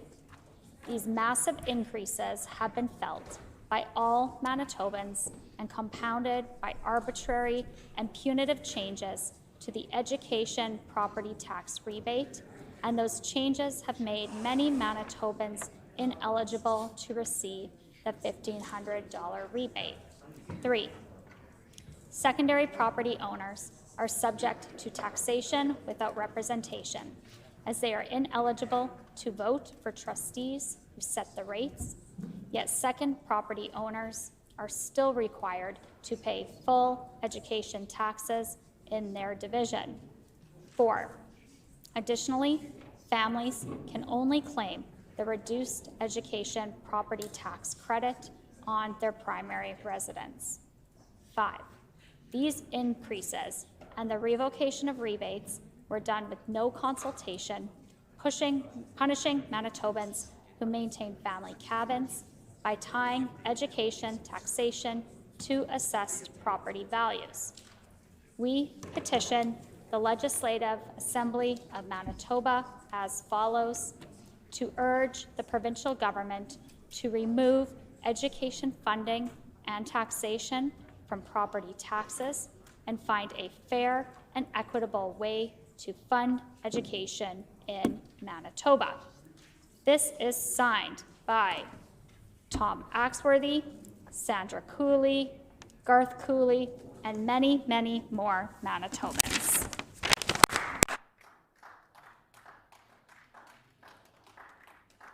The honourable member for Brandon West. Thank you, Honourable Deputy Speaker, and I wish to present the following petition to the Legislative Assembly of Manitoba. The background to this petition is as follows. Number 1, thanks to the investment made under the previous PC provincial government as part of the clinical and preventative services plan, construction of the new Portage Regional Health Facility is well underway. The facility and surrounding community would greatly benefit from added diagnostic machinery and equipment, but specifically the addition of an MRI machine. Number 2, an MRI machine is a non-invasive medical imaging technique that uses a magnetic field and computer-generated radio waves to create detailed images of organs and tissues in the human body. It is used for disease detection, diagnosis, and treatment monitoring. Number 3, Portage La Prairie is centrally located in Manitoba and is on the number 1 highway. In the Southern Health Santé Sud Health Authority, currently there is only 1 MRI machine in the RHA. Number 4, an MRI machine located in the Portage Regional Health Facility will reduce transportation costs for patients, as well as reduce the burden on stretcher services and ambulance use. It will bring care closer to home and reduce wait times for MRI scans across the province. Number 5, located around Portage La Prairie are the Dakota Teepee, Dakota Plains, Sandy Bay, and Long Plains First Nations reserves. Indigenous peoples in Canada disproportionately face barriers in access to services and medical care. An MRI machine located in the Portage Regional Health Facility will bring care closer to their home communities and provide greater access to diagnostic testing. Number 6, located in close proximity to the new Portage Regional Health Facility is the Southport Airport. This aerodrome has a runway length that is more than adequate to support medical air ambulance services. This would provide the opportunity to transport patients by air from more remote communities to access MRI imaging services. Number 7, the average wait times for Manitobans to receive an MRI scan is currently 6 to 8 months. Having an MRI machine in the Portage Regional Health Facility will help reduce those wait times for patients and provide better care sooner. We petition the Legislative Assembly of Manitoba as follows: to urge the provincial government to support the investment and placement of an MRI machine in the Portage Regional Health Facility in Portage La Prairie, Manitoba. This petition was signed by Conrad Hofer, Katharina Hofer, Lenny Gross, and many, many other fine Manitobans.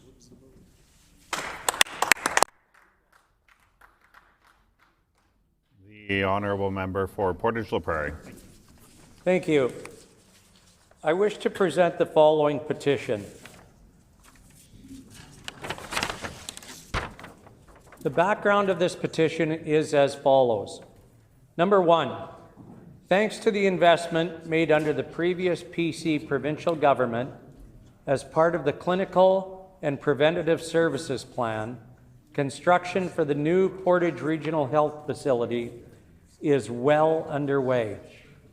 The facility and surrounding community would greatly benefit from added diagnostic machinery and equipment, but specifically the addition of an MRI machine.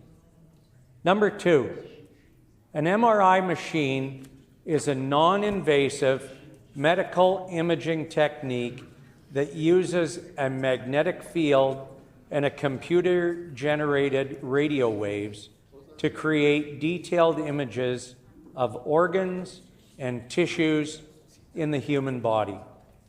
It is used for disease detection, diagnosis, and treatment monitoring.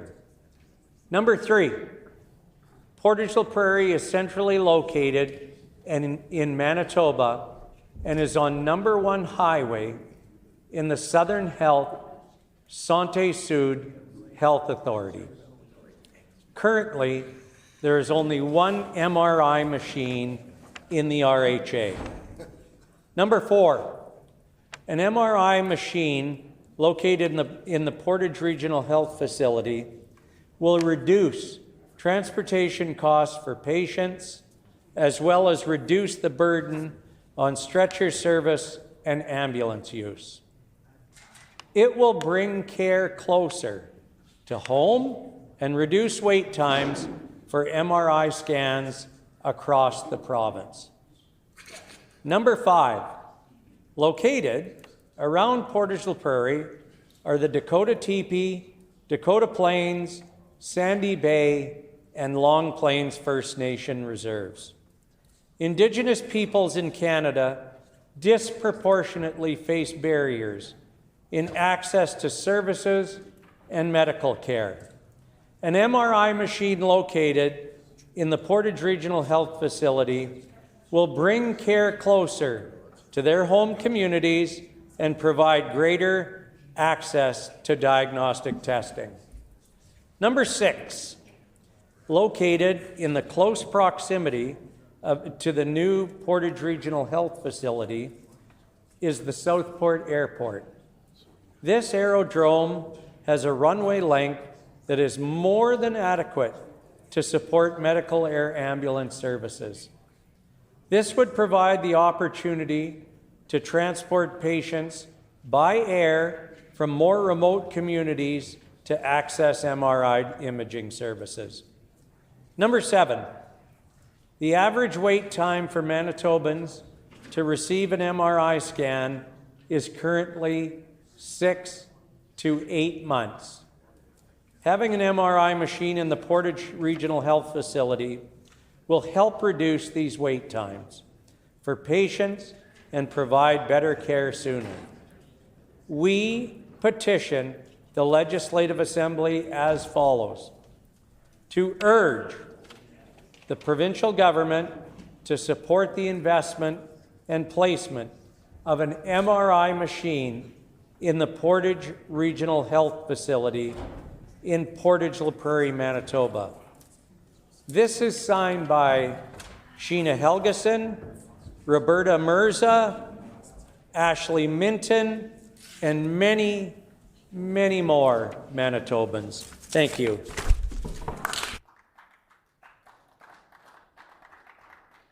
The honourable member for Agassiz. I wish to present the following petition to the Legislative Assembly of Manitoba. The background to this petition is as follows. Number 1, children with disabilities often require childcare beyond the age of 12. Children with disabilities aged 12 to 17 face a gap in publicly available care programs. Number 2, the current adolescent care service model creates undue hardship on caregivers. Number 3, while developing children may be entering into extracurricular activities, school clubs, or spending time with friends independently, children with disabilities have reduced opportunities for social and recreational opportunities due to the lack of spaces.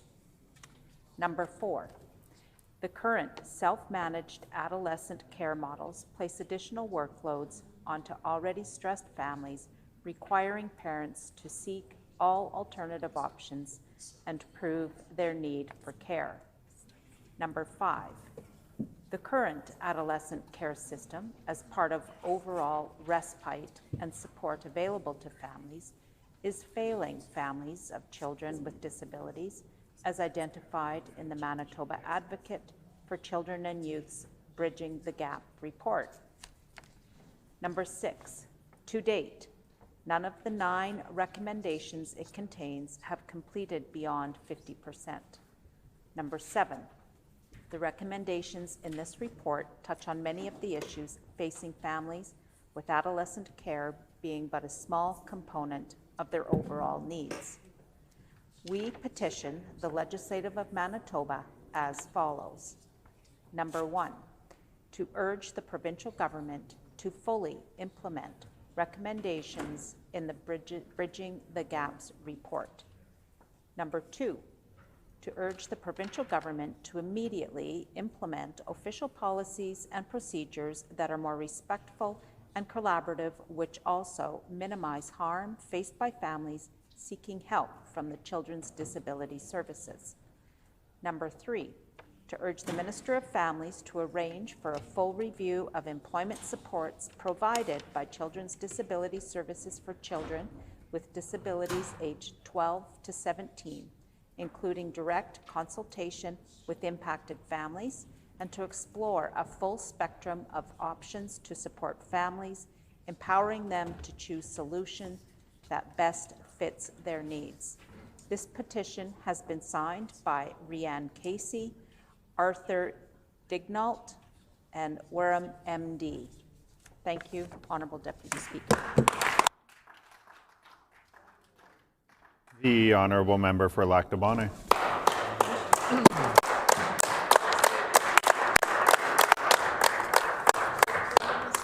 I wish to present the following petition to the Legislative Assembly of Manitoba, and the background to this petition is as follows. Number 1, Kelly Verway, a beloved young woman from Portage-La Prairie, Manitoba, was tragically killed in a car crash caused by a repeat violent offender with a long criminal history.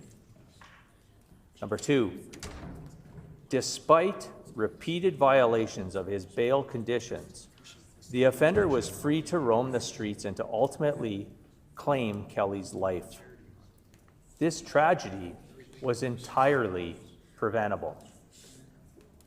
Number 3, while the criminal code falls under federal jurisdiction, provinces have been given the responsibility for the administration of justice, allowing for meaningful provincial action on bail reform to ensure public safety.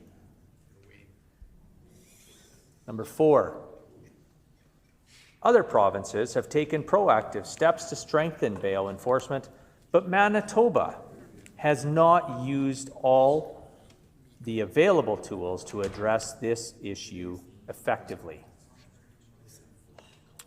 Number 5, the provincial government has the ability and the responsibility to advocate for and implement measures that protect its citizens by ensuring that repeat violent offenders are not released into our communities without proper safeguards.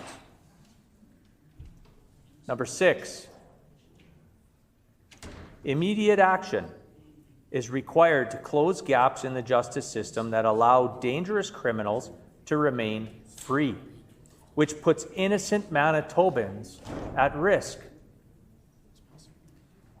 We petition the Legislative Assembly of Manitoba as follows.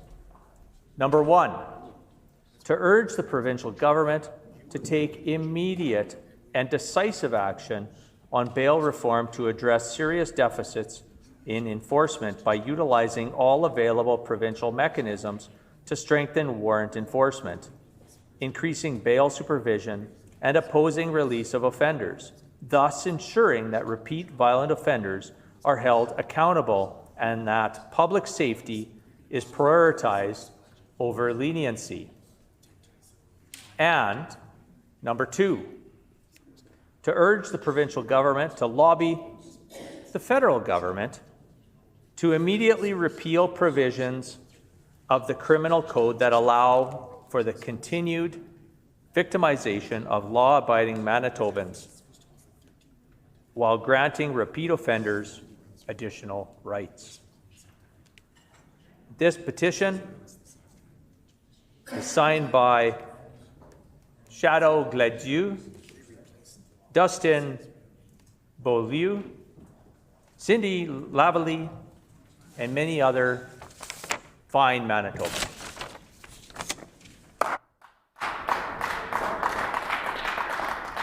The honourable member for Borderland. Honourable Speaker, I wish to present the following petition to the Legislative Assembly of Manitoba. The background to this petition is as follows. Number 1, the federal government has mandated a consumption-based carbon tax with the stated goal of financially pressuring Canadians to make decisions to reduce their carbon emissions. Number 2, Manitoba Hydro estimates that even with a high-efficiency furnace, the carbon tax is costing the average family over $200 annually, even more for those with older furnaces. And number 3, home heating in Manitoba is not a choice or a decision for Manitobans to make. It is a necessity of life, with an average of almost 200 days below 0 degrees Celsius annually. Number 4, the federal government has selectively removed the carbon tax off of home heating oil in the Atlantic provinces of Canada, but has indicated they have no intention to provide the same relief to Manitobans heating their homes. Number 5, Manitoba Hydro indicates that natural gas heating is one of the most affordable options available to Manitobans, and it can be cost prohibitive for households to replace their heating source. Number 6, premiers across Canada, including in the Atlantic provinces that benefit from this decision, have collectively sent a letter to the federal government calling on it to extend the carbon tax exemption to all forms of home heating with the exception of Manitoba. Number 7, Manitoba is one of the only provincial jurisdictions to have not agreed with the stance that all Canadians' home heating bills should be exempt from the carbon tax. And number 8, provincial leadership in other jurisdictions have already committed to removing the federal carbon tax from home heating bills. We petition the Legislative Assembly of Manitoba as follows: to urge the provincial government to remove the federal carbon tax on home heating bills for all Manitobans to provide them much needed relief. This has been signed by Sarah Bickert, Judy Peters, Mary Reimer, and many, many Manitobans. The honourable member for Morton Winkler.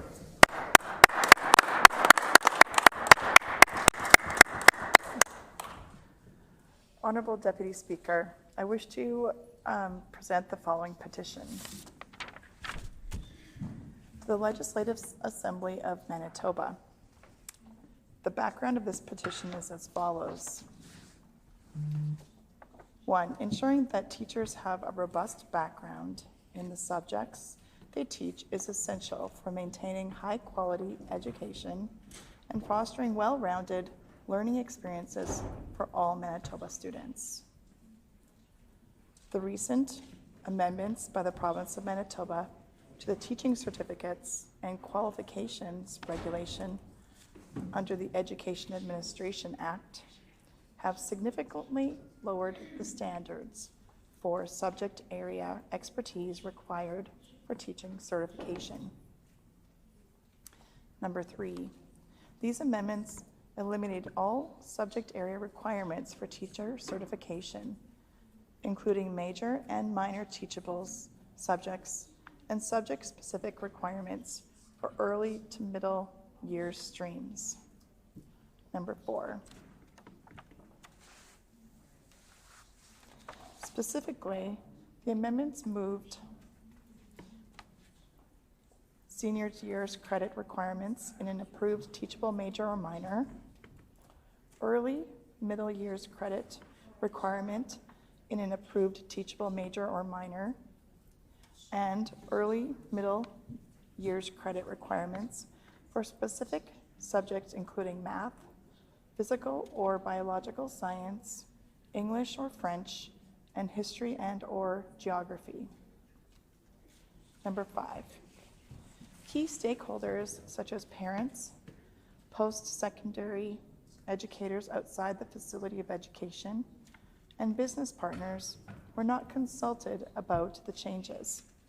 Number 6, the removal of subject-specific requirements undermines the education quality in Manitoba schools by permitting teachers to enter the classroom without significant training in core academic areas, thereby compromising the education that Manitoba students receive.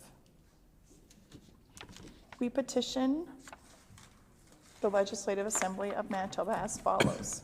Number 1, to urge the Minister of Education and Early Childhood Learning to reverse recent amendments to the Teaching Certificate and Qualification Regulations that weaken subject area requirements for teacher certification and to reinstate teachable majors and minors and early middle years requirements, which are essential for ensuring teachers have strong knowledge in core subject areas.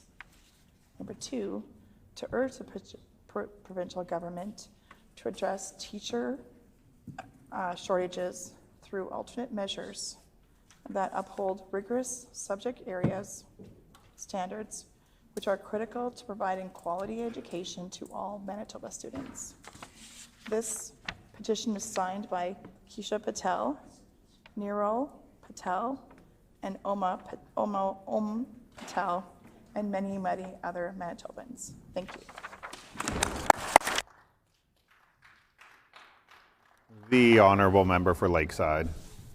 Thank you, Honourable Deputy Speaker, and I wish to present the following petition to the Legislative Assembly of Manitoba.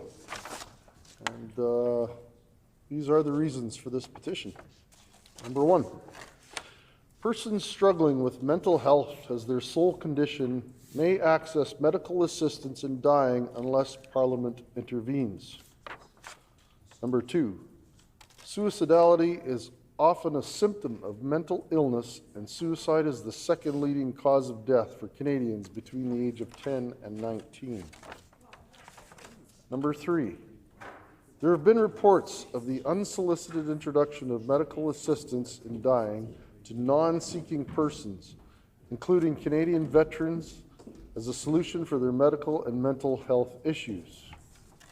Number 4, legal and medical experts are deeply concerned that permitting Canadians suffering from depression and other mental illness to access euthanasia would undermine suicide prevention efforts and risk normalizing suicide as a solution for those suffering from mental illness. Number 5, the federal government is bound by the Charter of Rights and Freedoms to advance and protect the life, liberty, and security of its citizens. Number 6, Manitobans consider it a priority to ensure that adequate supports are in place for the mental health of all Canadians. Number 7, vulnerable Manitobans must be given suicide prevention counseling instead of suicide assistance.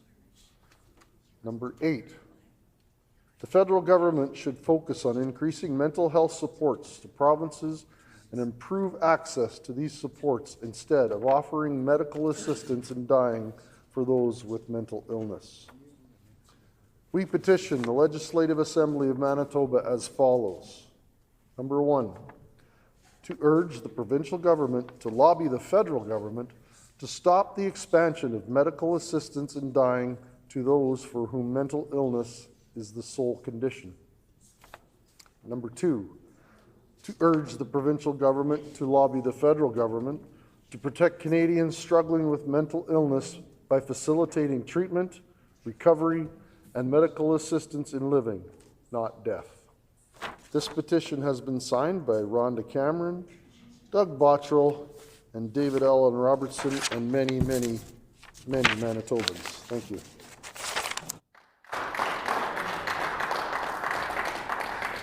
The honourable member for La Vérendrye. Thank you, Honourable Speaker. I wish to present the following petition to the Legislative Assembly of Manitoba. The background to this petition is as follows.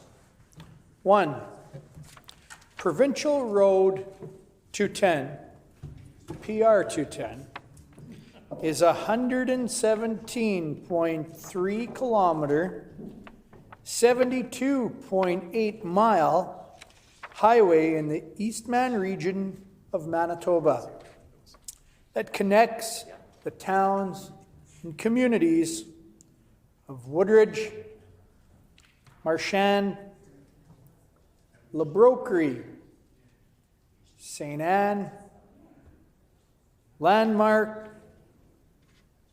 Linden, Ile-des-Chênes, and St. Adolphe. 2, a significant portion of PR 210 also runs through the constituency of La Vérendrye. 3, PR 210 is a significant commuting route for Eastman families and is also notably used by those in the agriculture, tourism, trade, and commerce industries. 4, the condition of PR 210 from Woodridge to Highway 12 is in an unacceptable state of disrepair. 5, the planned pavement upgrade was promised more than 20 years ago when it was constructed with a flat surface suitable for pavement, but has yet to be completed. 6, the condition of PR 210 from Woodridge to Highway 12 is in such bad shape that firefighters, police, and paramedic services are severely delayed when responding to emergencies. 7, the Minister of Transportation and Infrastructure, as well as the Premier, have a duty to respond to infrastructure needs identified by rural communities. We petition the Legislative Assembly of Manitoba as follows. 1, to urge the Minister of Transportation and Infrastructure to prioritize the reconstruction of Provincial Road 210. And 2, to urge the provincial government to include the stretch of Provincial Road 210 from Woodridge to Highway 12 in its reconstruction plans. This petition has been signed by Tom Martins, Jenny Johansson, Cornelia Jackson, and many, many other Manitobans.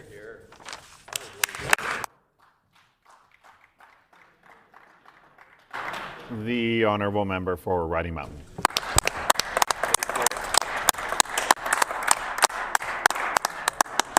I wish to present the following petition to the Legislative Assembly of Manitoba. The background to this petition is as follows.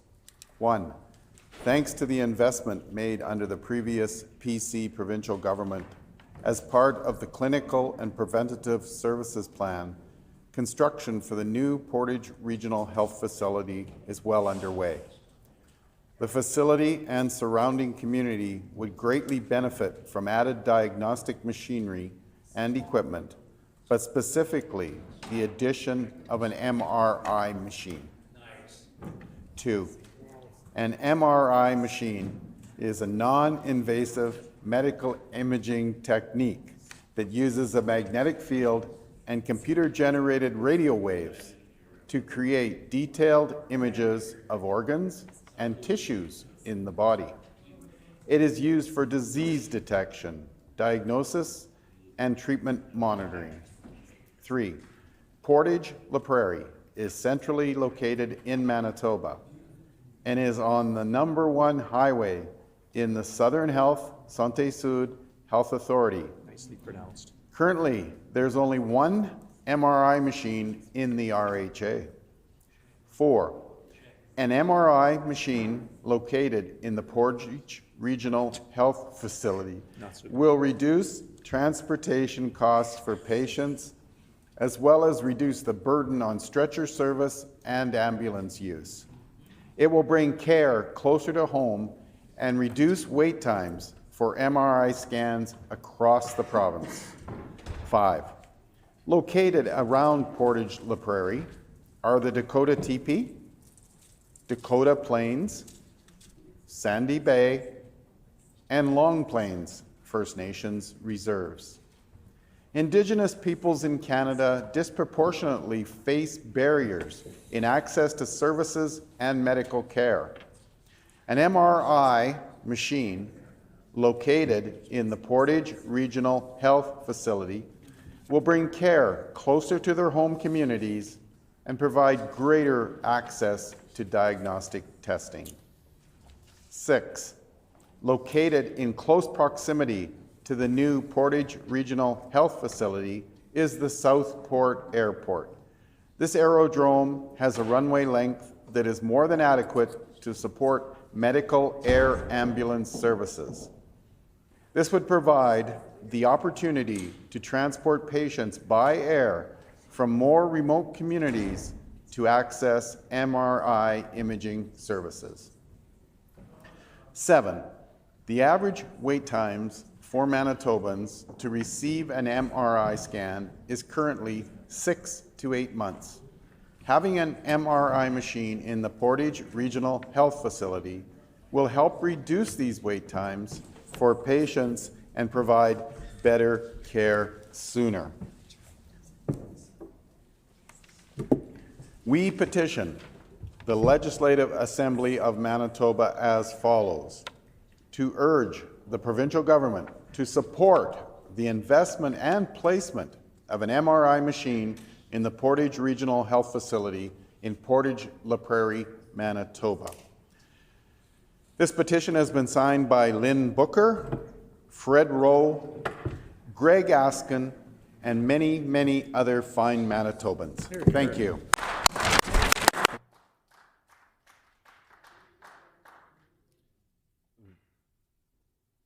The honourable member for Spruce Woods.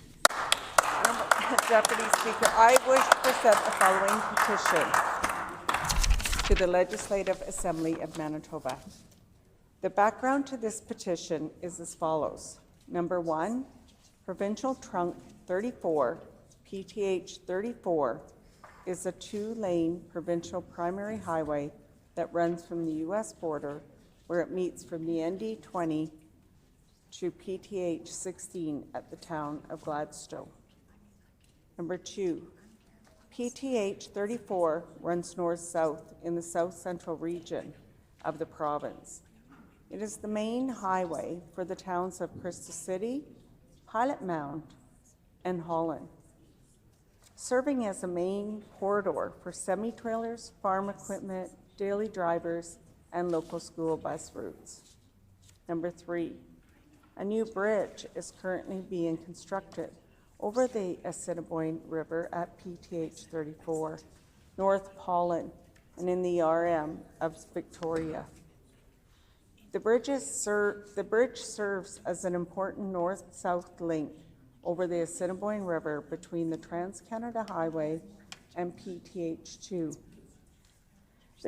Number 4, the deterioration of PTH 34 has raised major concerns due to its narrow shoulders and numerous deep potholes that pose serious safety risks, considering farmers often need to use the highway to transport heavy equipment.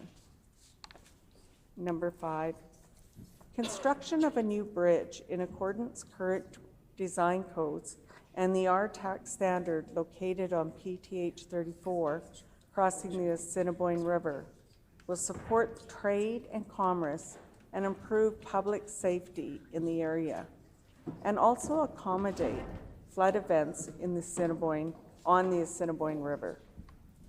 We petition the Legislative Assembly of Manitoba as follows: to urge the provincial government to address conditions of Provincial Trunk Highway 34, making the necessary upgrades to RTAC standard and to resurface the road once the bridge has been completed.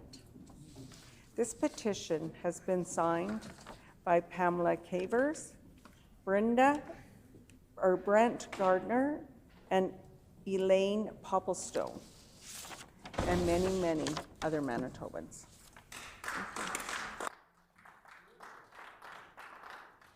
The honourable member for Swan River. Thank you, Honourable Deputy Speaker. I wish to present the following petition to the Legislative Assembly of Manitoba. These are the reasons for the petition.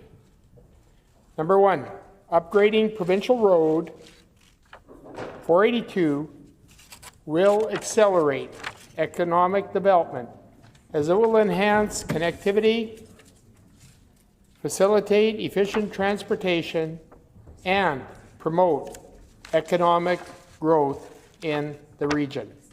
Number 2, economic development will be further enhanced as improved road infrastructure attracts businesses, encourages investment, and creates job opportunities. Number 3,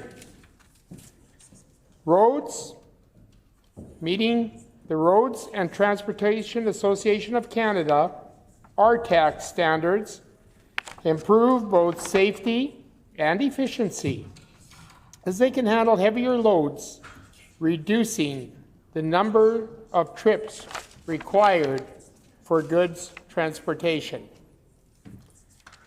Number 4, safer roads further benefit both communities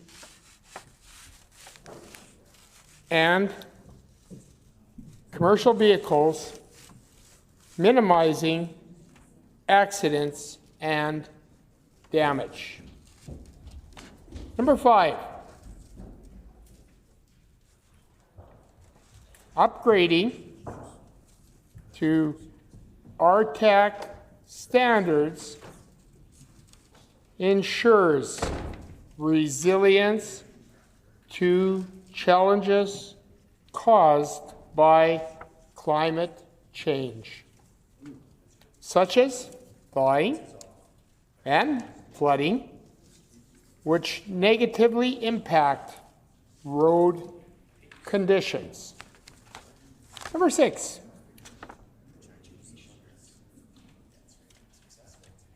efficient transportation networks contribute to Manitoba's economic competitiveness as upgraded roads support interprovincial and international goods movement, benefiting both trade and commerce. We petition the Legislative Assembly of Manitoba as follows: to urge the Minister of Transportation and Infrastructure to take the necessary steps to upgrade Provincial Road 482 to meet RTAC standards. This petition has been signed by Roderick Kevinenko, Nicole Sina, Clint Dushka, and many other Manitobans.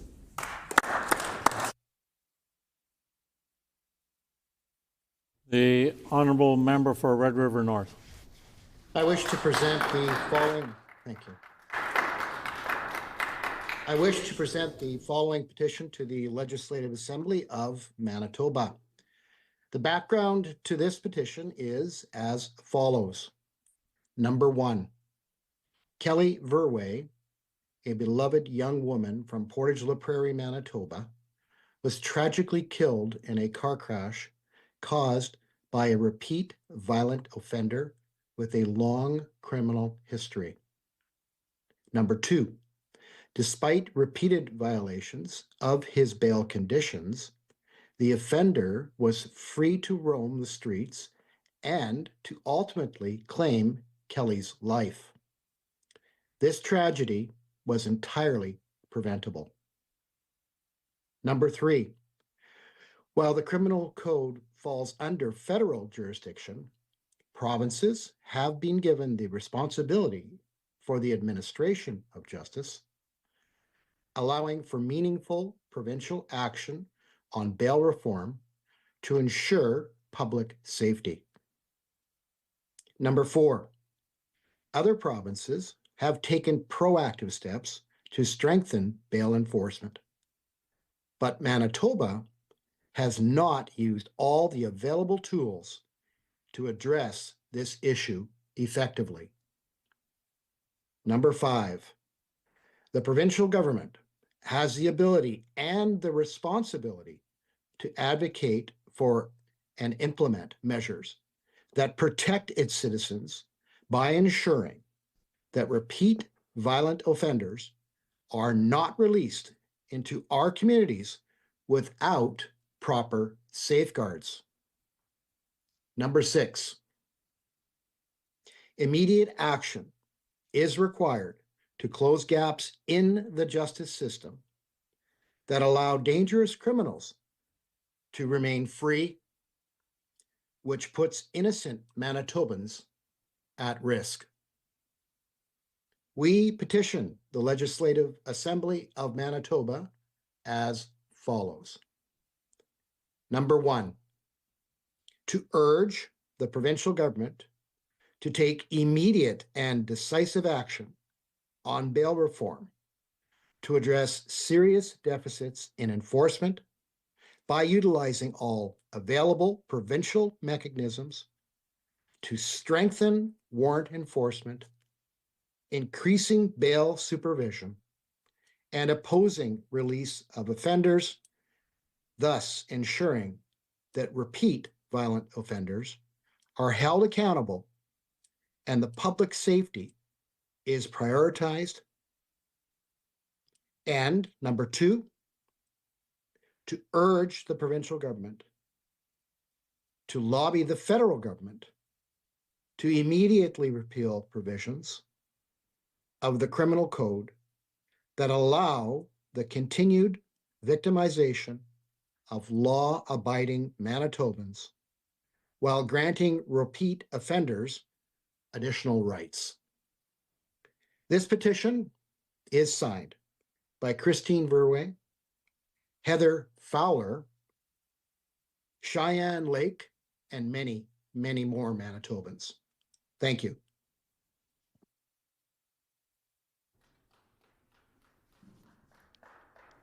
No further petitions, orders of the day, government. Oh, grievances. Why do I always forget grievances? Grievances. Orders of the day, government business, the Honourable Government House Leader. Honourable Speaker, can you please call the start of second reading of Bill 36, the Child and Family Services Amendment Act, followed by the start of second reading of Bill 33, the Planning Amendment and City of Winnipeg Charter Amendment Act. It has been announced that we will now go to second reading of Bill 33, the Child and Family Services Amendment Act, followed by the beginning of second reading of Bill 33, the Planning Amendment and City of Winnipeg Charter Amendment Act. So, we will now go to second reading Bill 36, the Honourable Minister of Families. I move, seconded by the Minister for Municipal and Northern Relations, that Bill number 36, the Child and Family Services Amendment Act, be now read a second time and be referred to a committee of this House.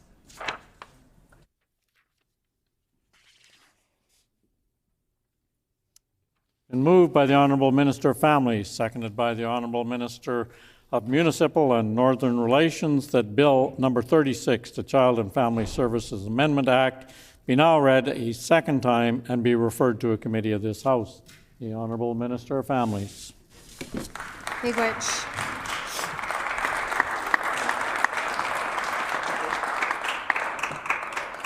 As part of our sacred and collective responsibility, this government is committed to working in true partnership with Indigenous governments and communities. Our partnership includes restoring jurisdiction over child and family services back to the nation's families and community where it rightly belongs. Bill 36 amends the Child and Family Services Act as part of that continued commitment, remaining aligned with Indigenous jurisdiction as well as current child welfare practice, all while ensuring we are working together to keep children and youth in care safe. It advances my priority as Minister of Families to return the care of children and youth to their families and communities, and to do so in a way that respects Indigenous law and governance. It also affirms the rights of Indigenous peoples to exercise jurisdiction in relation to child and family services. Importantly, Bill 36 responds directly to recommendations from Indigenous leaders as well as from our child and family service partner authorities and agencies. Bill 36 expands the provincial definition of Indigenous law to include those laws developed under self-governance agreements that have been legislatively ratified by Manitoba. This is an important act of recognition. It respects nations whose path towards jurisdiction travels alongside rather than directly within the federal legislative framework. This means First Nations in Manitoba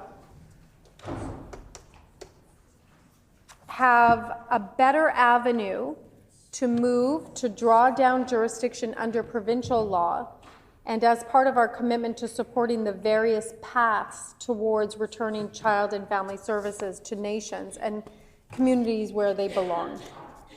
This recognized Indigenous jurisdiction over CFS is inherent and therefore exists outside of the federal legislative framework of Bill C-92. These amendments will provide clear recognition of Indigenous laws and smoother transitions once Indigenous service providers assume responsibility over the care of their children. Bill 36 adds provisions to create a new ability for the statutory director to respond to requests from Indigenous service providers delivering services under Indigenous law, seeking termination of a provincial orders of supervision or guardianship of a child when Indigenous law applies.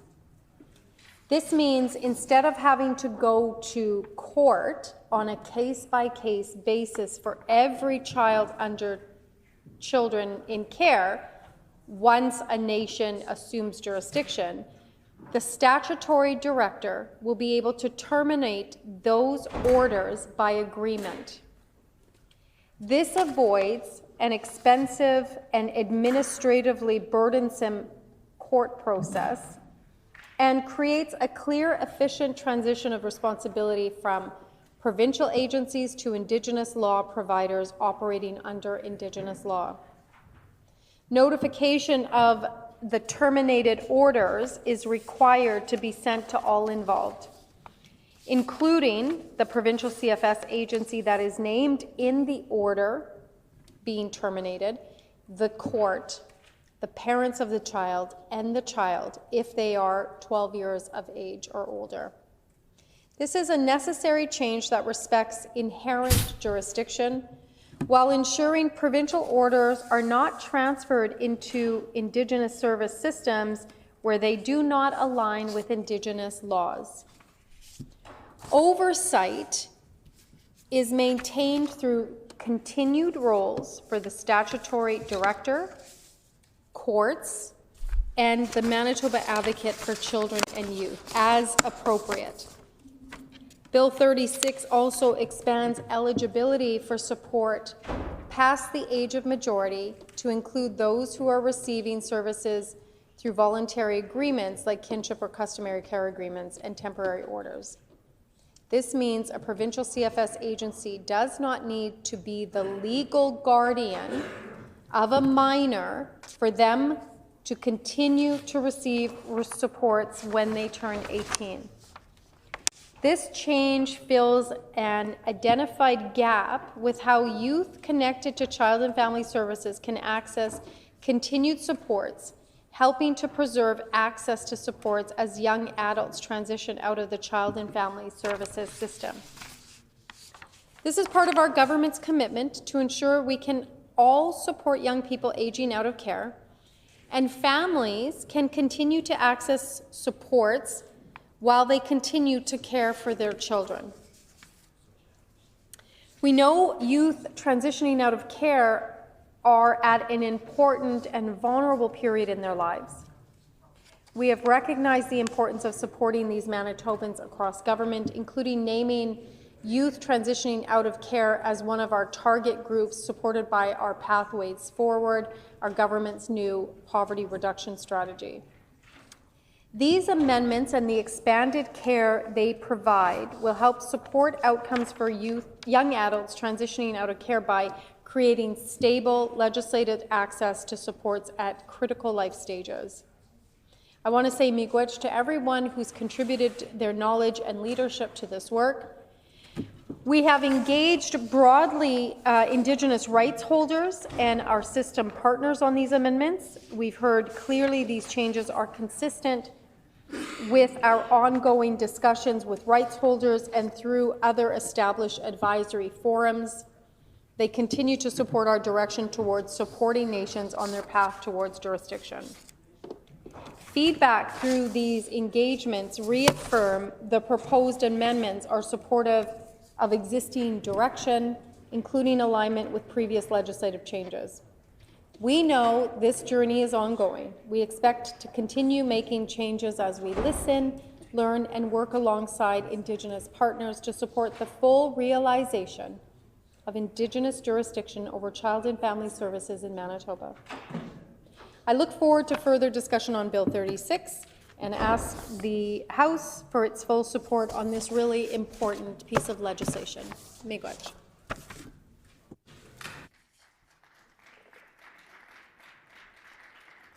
A question period of up to 15 minutes will be held. Questions may be addressed to the minister by any opposition or independent member in the following sequence.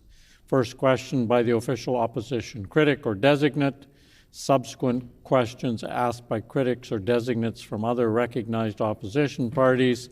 Subsequent questions asked by each independent member. Remaining question asked by any opposition members, and no question or answer shall exceed 45 seconds. The floor is now open for questions.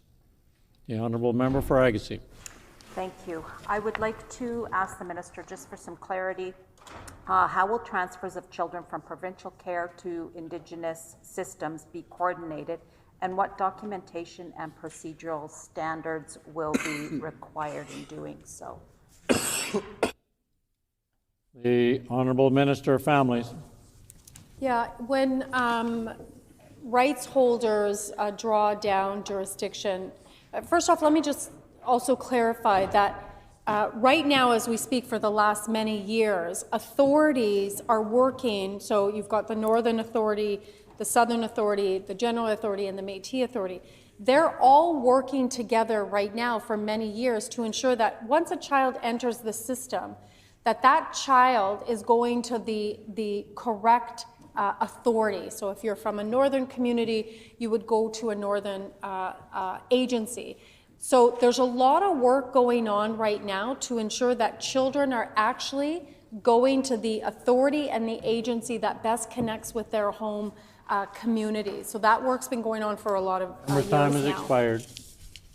The honourable member for Portage-La Prairie. Thank you. What reporting requirements or auditing mechanisms will be in place to track outcomes for children transferred under an Indigenous text? The Honourable Minister of Families. I'm not sure what the member means by Indigenous tax, but what I can share, and I know that it's really difficult we've had this conversation for a couple of years now that I've been in this role, and I understand that it's hard for members opposite to wrap their head around what Indigenous governance looks like in respect of child welfare. And I've said many times in this chamber that when Indigenous governing bodies assert jurisdiction, it is their Indigenous law, and their Indigenous law has precedent over federal law and provincial laws. And so Indigenous, or IGBs as they're called, will have their own standards and their own procedures. First time has expired. The honourable member for Agassiz. Can the minister explain what accountability measures exist if an Indigenous service provider fails to meet agreed upon standards for child welfare? The Honourable Minister of Families.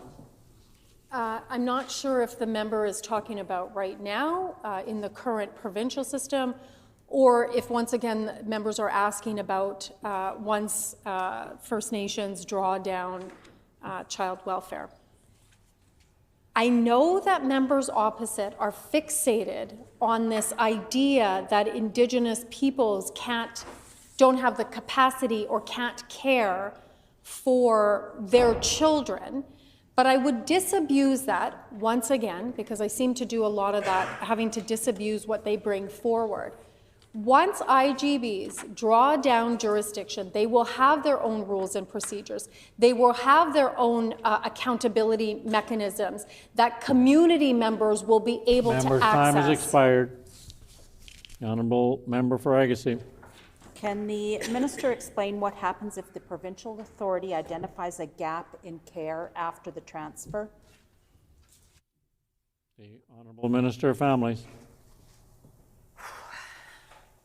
Once again, once IGBs draw down jurisdiction, authorities will have no role in IGBs and in the way that their Indigenous law is prescribed for child welfare. I can't be more clear, and I'm going to try and do it again. Indigenous law takes precedent over federal law and provincial law. It is the equivalent of me saying to the US, hey, show me your accountability and what are you doing in child welfare? That is what we're talking about. IGB's law is paramount over federal and provincial law. The time has expired. Honourable Member for Agassiz. Expanding care to age 21 is positive, but how will the government ensure continuity of housing, education, mental health supports for youth transitioning under the Indigenous jurisdiction? The Honourable Minister of Families. Well, the good thing about our government and our cabinet is that we all work together. We all genuinely really like each other and consider each other family. And we work together, not only in respect of ensuring that folks that are aging out of care have access to housing and mental health supports, addiction supports, going to school, getting a job. I want to point out that not every child that's aging out of care is going to be going down that pipeline to a myriad of other issues. There are folks that are aging out of care that are doing really well, going on to university. Luckily, we all work together, and then we're ensuring that those Manitobans have the supports that they need. The Honourable Member for Agassiz. What are the potential costs to the provincial government once Bill 36 is implemented? The Honourable Minister of Families. One of the things that members opposite did when they were in their failed government was they starved different programs and services. They starved education, they starved the healthcare, they cut all kinds of things because, as my colleague, the Minister of Education, said in one of our QP answers, members opposite only care about money. And so the member for Agassiz asking a question on what it's going to cost to care for children, to ensure that children aging out of care have the supports that they need, of course that's going to cost money to the government. And I'm really proud that since I've been a minister, we've put in $40 million into the system to ensure that the time has expired. If there are no further questions, the floor is open for debate. The Honourable Member for Agassiz.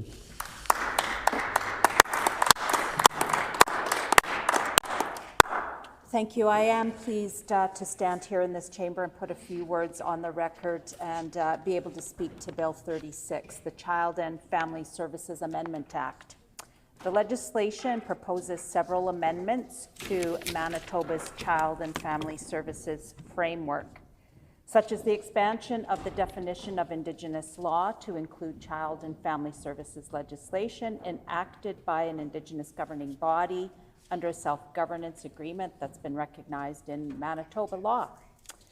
This bill proposes that when an Indigenous law applies to a child, the provincial director may terminate an agency's guardianship or supervision if the Indigenous service provider seeks that termination. In addition, Bill 36 also expands eligibility for care and maintenance to include young adults under the age of 21 who received care through additional arrangements. Finally, there are consequential amendments to 3 other acts to support the implementation of these, and these are some significant changes. Representing an important shift in how child welfare may be delivered in Manitoba, raising important questions about how provincial systems will work alongside Indigenous governments and service providers. I understand Indigenous families, communities, and leaders have long called for greater jurisdiction over the well-being of their children. and the importance of keeping children connected to their culture, their language, and of course their communities, all of which are a very fundamental part of any child's well-being and success in life. We understand and we all know that strong families and strong communities are the foundation of a healthy society.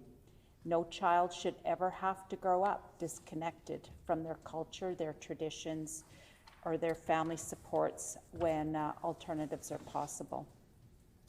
The reality is that Indigenous children have been disproportionately represented in child welfare systems for decades. And this is not a new issue, and it is one that governments across the country have been grappling for many years. The intent of legislation doesn't mean that we should ignore the details of how legislation will be implemented. In fact, when it comes to the well-being of children, details matter enormously. Children in the welfare system are among the most vulnerable individuals in our province. They rely on adults, they rely on institutions, they rely on governments to ensure their safety, stability, and of course their future. So when legislation proposes major structural changes to the system responsible for protecting them, we do have some questions, and we must look at some of those implications carefully. We must ensure that there is accountability and that there is some oversight that can remain strong. Bill 36 would allow the provincial director to terminate an agency's guardianship or supervision order of an Indigenous service provider who seeks termination because an Indigenous law applies to the child. It means responsibility for the care and protection of that child would move from the provincial system to an Indigenous service provider operating under Indigenous law.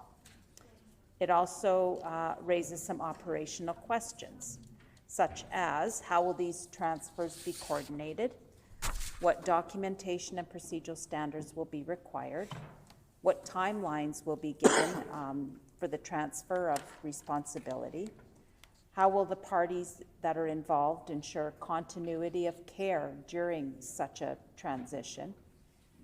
And I just want to remind all members that these aren't just abstract questions, but they're real questions that I feel should be answered, and to ensure that no child here in our province falls through the cracks during a transfer from provincial care to Indigenous care systems. We know every member of the House here wants to see each child be safe and supported and succeed, and I believe every member of this House understands that transitions between systems can be very complex, especially when it comes to government systems. And I believe that's why detailed implementation plans are very essential in this process. And that's why it's important for government to provide clear guidelines so that everyone involved, including the child welfare agencies, the Indigenous service providers, the frontline workers, the families, understand their roles and responsibilities, all while ensuring the health and the well-being of all the children involved. And I just want to say that clarity is not a barrier, but it's part of what can build a successful plan.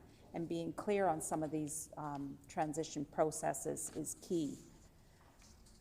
The other important part of the bill is the expansion of care and maintenance, supporting young adults up to the age of 21. We know that youth aging out of the child welfare system often face enormous challenges as they transition into adulthood. Many lack stable housing, many struggle to access education and employment opportunities, and there's many that have struggled with mental health challenges and again are very vulnerable to exploitation. Without adequate support systems, these young people can fall into cycles of poverty, homelessness, or involvement with the justice system. Extending support to age 21 recognizes that the transition to adulthood just doesn't happen just on someone's 18th birthday. And this can be very critical. These are very pivotal times in a young person's life where they might find themselves needing additional support, needing help finding houses, accessing education and counseling services, and all of which will make an important impact on a young person's life. There's evidence that providing supports to at-risk youth can reduce involvement in crime and, of course, provide and improve long-term outcomes. The expansion of care to age 21 raises some important questions. Specifically, what supports will be available to youth under this extension? Will housing supports be an absolute guarantee? Will educational funding and training opportunities be accessible to all? And will the mental health services be readily available? And how will the government ensure continuity of these services if youth move between provincial and Indigenous child welfare systems? These are questions, these are not criticisms, but they are real questions about how we can work together to make this go smoothly and effectively. During the previous government, the number of children in CFS was declining, and that didn't happen by accident. It happened because of the efforts of the PC team, who were made to strengthen the prevention programs. We supported families, we improved collaboration in communities. Because the ultimate goal should always be to keep families together whenever it is safe and possible to do so. I feel the focus should be on prevention, early intervention, and of course, family support. When removal from a home environment is necessary to ensure safety, we must also ensure that the system responsible for protecting the child operates with strong oversight and accountability. It brings me to one of the key areas where Bill 36 requires further clarity, which is accountability frameworks. If Indigenous child welfare laws are recognized and applied within Manitoba, how will outcomes be monitored? What reporting requirements will be in place? Will there be any auditing mechanisms to ensure that there are some standards that are being met? And what happens if there's concerns arise about the well-being of a child under a particular jurisdiction? These, again, are not questions that are undermining any authority, but they are ensuring that every child here in the province of Manitoba, regardless of which system providers, which provides their care, that they benefit from strong protections, mechanisms that are in place to protect them. And again, that comes down to accountability that protects children, transparency which builds trust in a system, and oversight that ensures systems can improve over time. We must also ensure that legislation includes appropriate reporting requirements and accountability mechanisms. So again, like I mentioned, that children are not left disadvantaged by the gaps in enforcement. If a child's safety is at risk, what authority will the province retain to intervene? And how will provincial responsibilities interact with Indigenous jurisdiction? And what happens if there is a gap in when the transfers are occurring? Those are some very unique questions to this, but they are questions that, you know, there may need to be some clarity put on. If multiple Indigenous governments develop their own child welfare legislation, each with unique provisions, how will service providers coordinate between them? And there's some practical considerations about how to ensure the system functions effectively for children and families. Indigenous communities have the knowledge, the cultural understanding, and the leadership necessary to support children. At the same time, we must ensure that strong frameworks exist to maintain accountability transparency across the entire system. Every child in Manitoba deserves safety, stability, and opportunity. They deserve a system that protects them.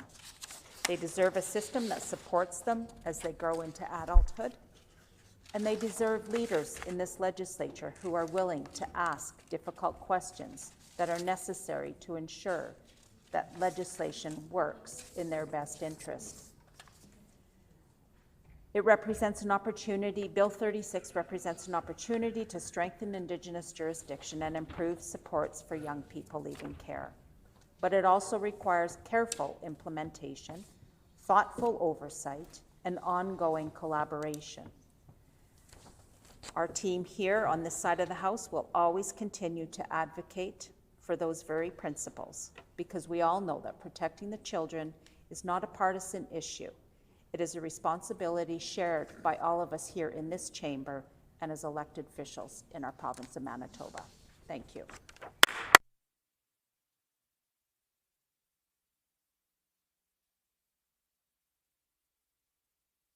Are there no other members wishing to debate? In that case, then, is the House ready for the question? So the question before the House is second reading on Bill 36, the Child and Family Services Amendment Act. Is it the pleasure of the House to adopt the motion? Agreed and so ordered. The motion is accordingly passed. The Honourable Minister of Municipal and Northern Affairs. I move, seconded by the Minister of Natural Resources and Indigenous Futures, that Bill 33, Planning Amendment and City of Winnipeg Charter Amendment Act, loi modifiant la loi sur l'aménagement du territoire et la charte de la ville de Winnipeg, be now read a second time and be referred to a committee of this House.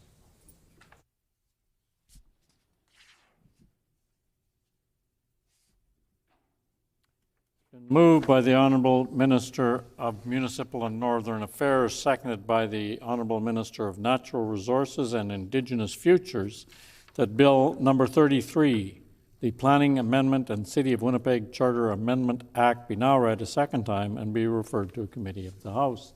The Honourable Minister of Municipal and Northern Affairs.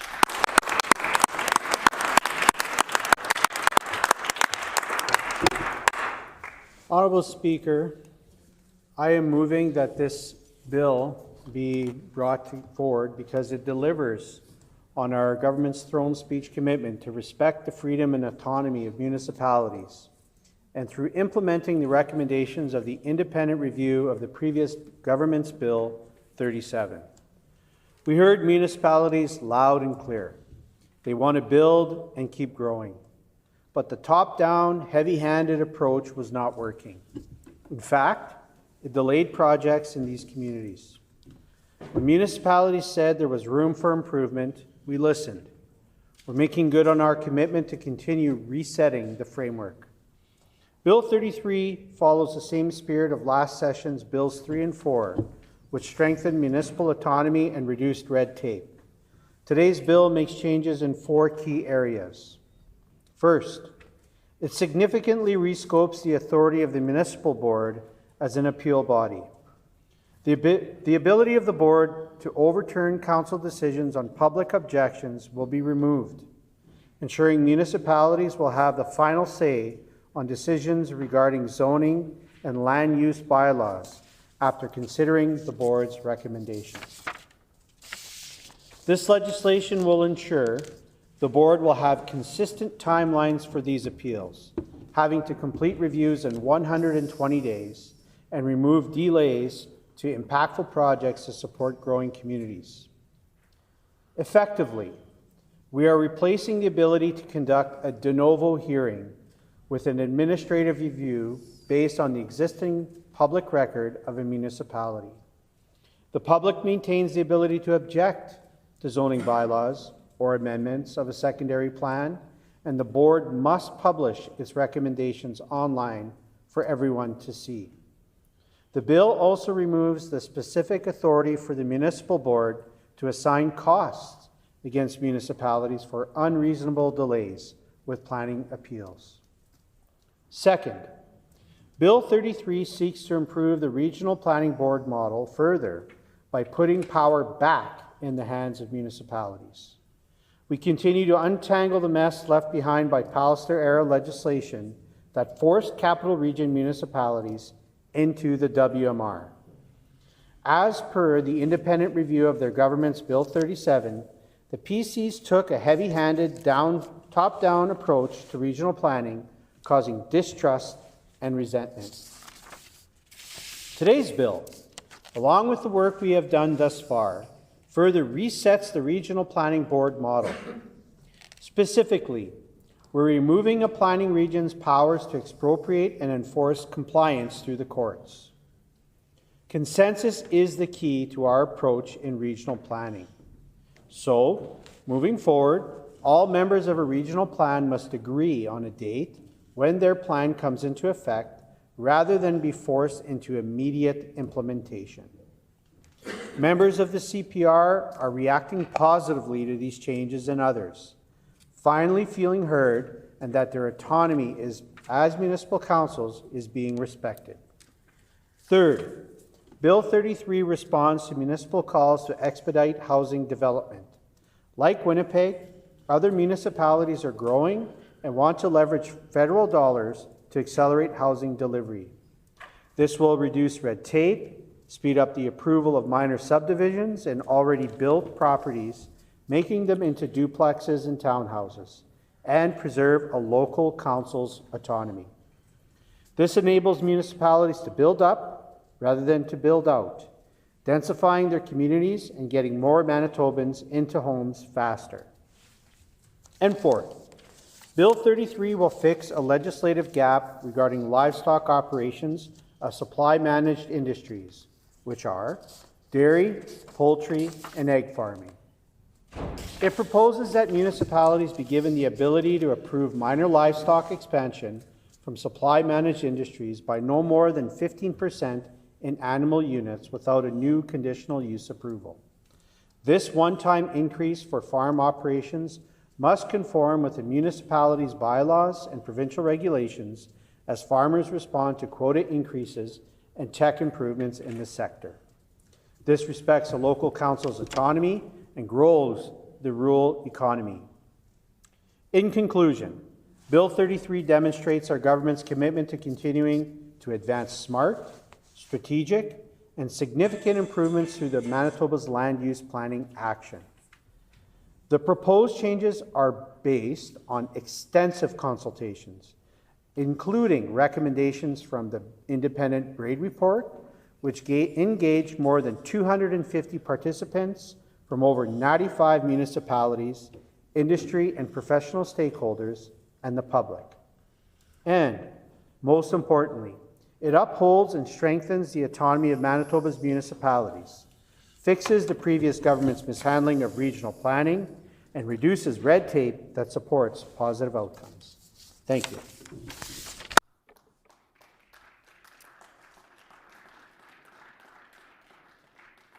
A question period of up to 15 minutes will be held. Questions may be addressed to the minister by any opposition or independent member in the following sequence. First question by the official opposition critic or designate. Subsequent questions asked by critics or designates from other recognized opposition parties. Subsequent questions asked by each independent member. Remaining questions asked by any opposition member, and no question or answer shall exceed 45 seconds. The floor is now open for questions. The honourable member for Lakeside. Thank you, Honourable Speaker. I want to ask the Minister, the Braid report identified a number of issues related to provincial review, coordination, and planning capacity. Now, and I think he mentioned in his preamble there that there was 14 out of the 19. Why were those recommendations not, all of the recommendations not included in the legislation? The Honourable Minister of Municipal and Northern Relations. I'd like to thank the member from Lakeside for the question. It's an important question, and it just demonstrates the work necessary to untangle the mess that happened prior. So we are coming with real key amendments that will make an immediate impact. And when you have a committed government who's committed to all of the recommendations and have already an action plan in place for public viewing. I think it shows a clear and demonstrable action from a government that listens to its stakeholders. The honourable member for Borderland. Municipalities have raised concerns about the length and complexity of planning approvals. How will the timelines introduced in Bill 33 improve those processes in practice? Honourable Minister of Municipal and Northern Relations. Another great question. I think it highlights why this is such an important bill. We have heard the frustration from municipalities who said that the Pallister era regulations and processes were put in place that just slowed things down. And specifically removing the de novo requirements will show that the municipal board's authority will be to review whether municipalities followed the proper procedures, rather than relitigate the decisions made by a mature level of government. So we trust our governments, we trust local autonomy, and the municipal board will make recommendations assuring that sober second thought to make sure that they follow all of the process. The honourable member for Swan River. Thank you, Honourable Speaker. Several rural municipalities have raised concerns about the administrative burden associated with the planning and the development approvals. Does Bill 33 reduce that burden? And if so, can the minister tell me how? The honourable Minister, Municipal and Northern Relations. Yeah, so in my previous response, I think this is the day that municipalities have been waiting for, to be able to speed up the processes, to be able to get work done and continue to build their communities. Having the municipal board have relitigate problems starting from new on appeals, that just slowed everything down. It burdened the municipal board with work that frankly was already done by a local government. And the municipal board now is free to be able to move more quickly on these approvals and reviews of decisions that they've made. And they can do it more quickly where they're just looking at the processes but not hearing new evidence. The honourable member for Lakeside. Honourable Speaker, municipal leaders have called for more predictability and clarity in the planning decisions. I just want to ask the Minister, how does this legislation improve certainty for municipalities and the developers? The honourable Minister, Municipal and Northern Relations. Yeah, so I think what it continues to do is build on what we've been communicating to them, not only in legislations in Bills 3 and 4, but also in Bills 33, but most importantly in our budgets. You know, our government has been very steady in the type of supports that it's been giving to municipalities. They know they can count on us as an honest broker and partner in being able to build up this province and build up these communities that make Manitoba such a great place to live. And by continuing to provide them the confidence to make decisions and confidence to be treated as a mature elected level of government and have open and honest conversations with them about their future, we can move on things more quickly on things such as policing, land development, and densification of their communities. And being able to remove some of those... Expired. The honourable member for Borderland. The Braid review highlighted the need for improved coordination between provincial departments involved in planning reviews. How does Bill 33 address that issue? The honourable Minister, Municipal and Northern Relations. Yeah, I would say one of the greatest example is the coordination between housing approvals and the Ministry of Housing. You know, we have changes to expand minor subdivision processes to include multi-unit developments. We know that there is a cry and a need for affordable housing across Manitoba. This speeds us up, and that's working between two departments. Particularly proud of the fact that we are able to work with agriculture to extend the livestock operation rights to supply managed industries. Whereas if, for example, you have a barn who's had equipment take up a lot of space, that equipment has been modernized and there's more space available. they'll be able to add to their production. Member's time has expired. The honourable member for Swan River. Thank you. Municipalities have raised concerns about financial pressures related to infrastructure development servicing. How does Bill 33 support municipalities in addressing the challenges they may encounter? The Honourable Minister of Municipal and Northern Relations. Yeah, the biggest challenge for municipalities when doing development is time. And what this bill does, and along with Bill 4 and Bill 3, is it reduces the number of minutes, hours, days, weeks, months that would take place and prolong these large projects. So we know that the faster that we can make these projects a reality for municipalities, the less cost it will be on them. And of course, being really strong partners through our Manitoba Grow program, through our predictable operating items that we are percentages that we give to municipalities and work with them on these large projects, such as we've done with the RSR and the Brandon project, Boys of Vane, Morden, Winkler, as we continue to work through these projects in a quick, Time has efficient way. expired. The honourable member for Lakeside. Honourable Speaker, the minister indicated that planning delays can increase the cost of development and housing. How does Bill 33 contribute to improving affordability for Manitobans?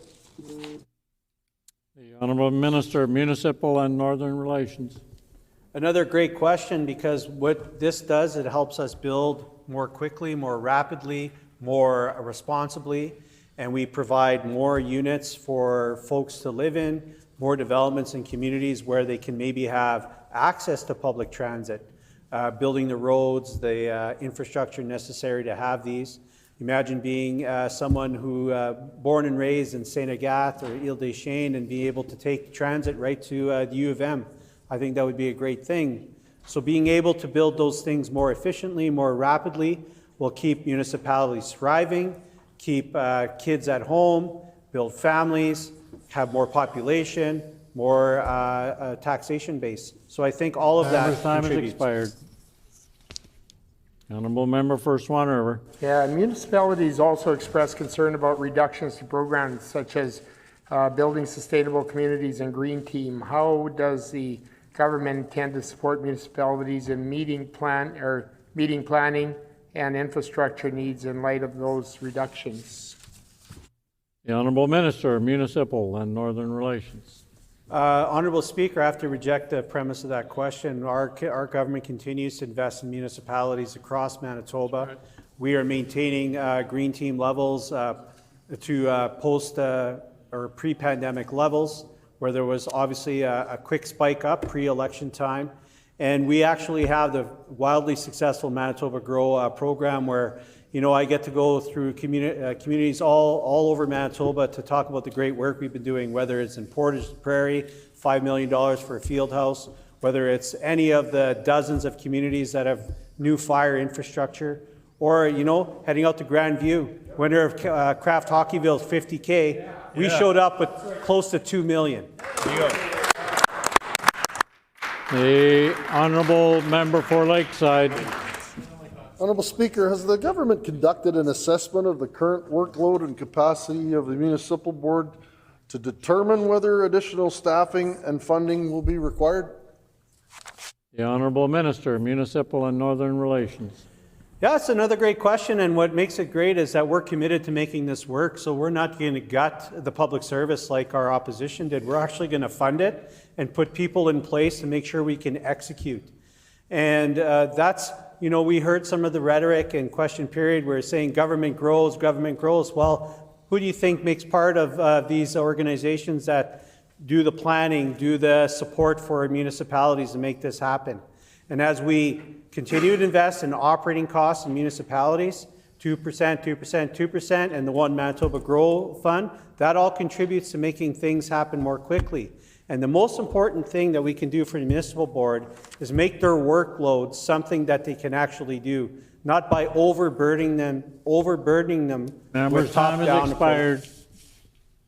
Honourable Member for Swan River. Yeah, thank you, Honourable Speaker. I just want to go back to the green team because in the past couple of years, seen more green team cuts than we've ever seen. And a number of the community projects and students who they were employing did not get the opportunity to work. So can the minister assure he's touting about the Green Team funding, and when our various Green Team members do not get funding, will he commit to meeting with those leaders from those different organizations who have concerns this coming spring? The Honourable Minister, Municipal and Northern Relations. Not only will I commit to meeting with them, I've already met with them and made sure that every single municipality in Manitoba received Green Team funding last year. Every single accredited camp that applied for Green Team funding received funding last year. That's what a stable, predictable, honest broker with its stakeholders looks like. And we will continue to invest in the future of this province. The Green Team projects, the Green Team workforce are essential to growing Manitoba, but they want stability, they want predictability, not up and down at the whim of election cycles projects that the PCs would go with. Honourable Member for Borderland. The Municipal Board is expected to review records and issue recommendations within 120 days.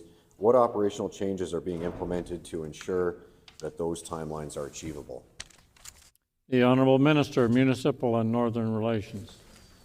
I think actually rescoping the authority of the Municipal Board is a really important part to do that. In every household, you assign tasks to members of that household. I know I got my boys take the garbage out or cut the grass or shovel so that I could spend the time on the computer filing my taxes.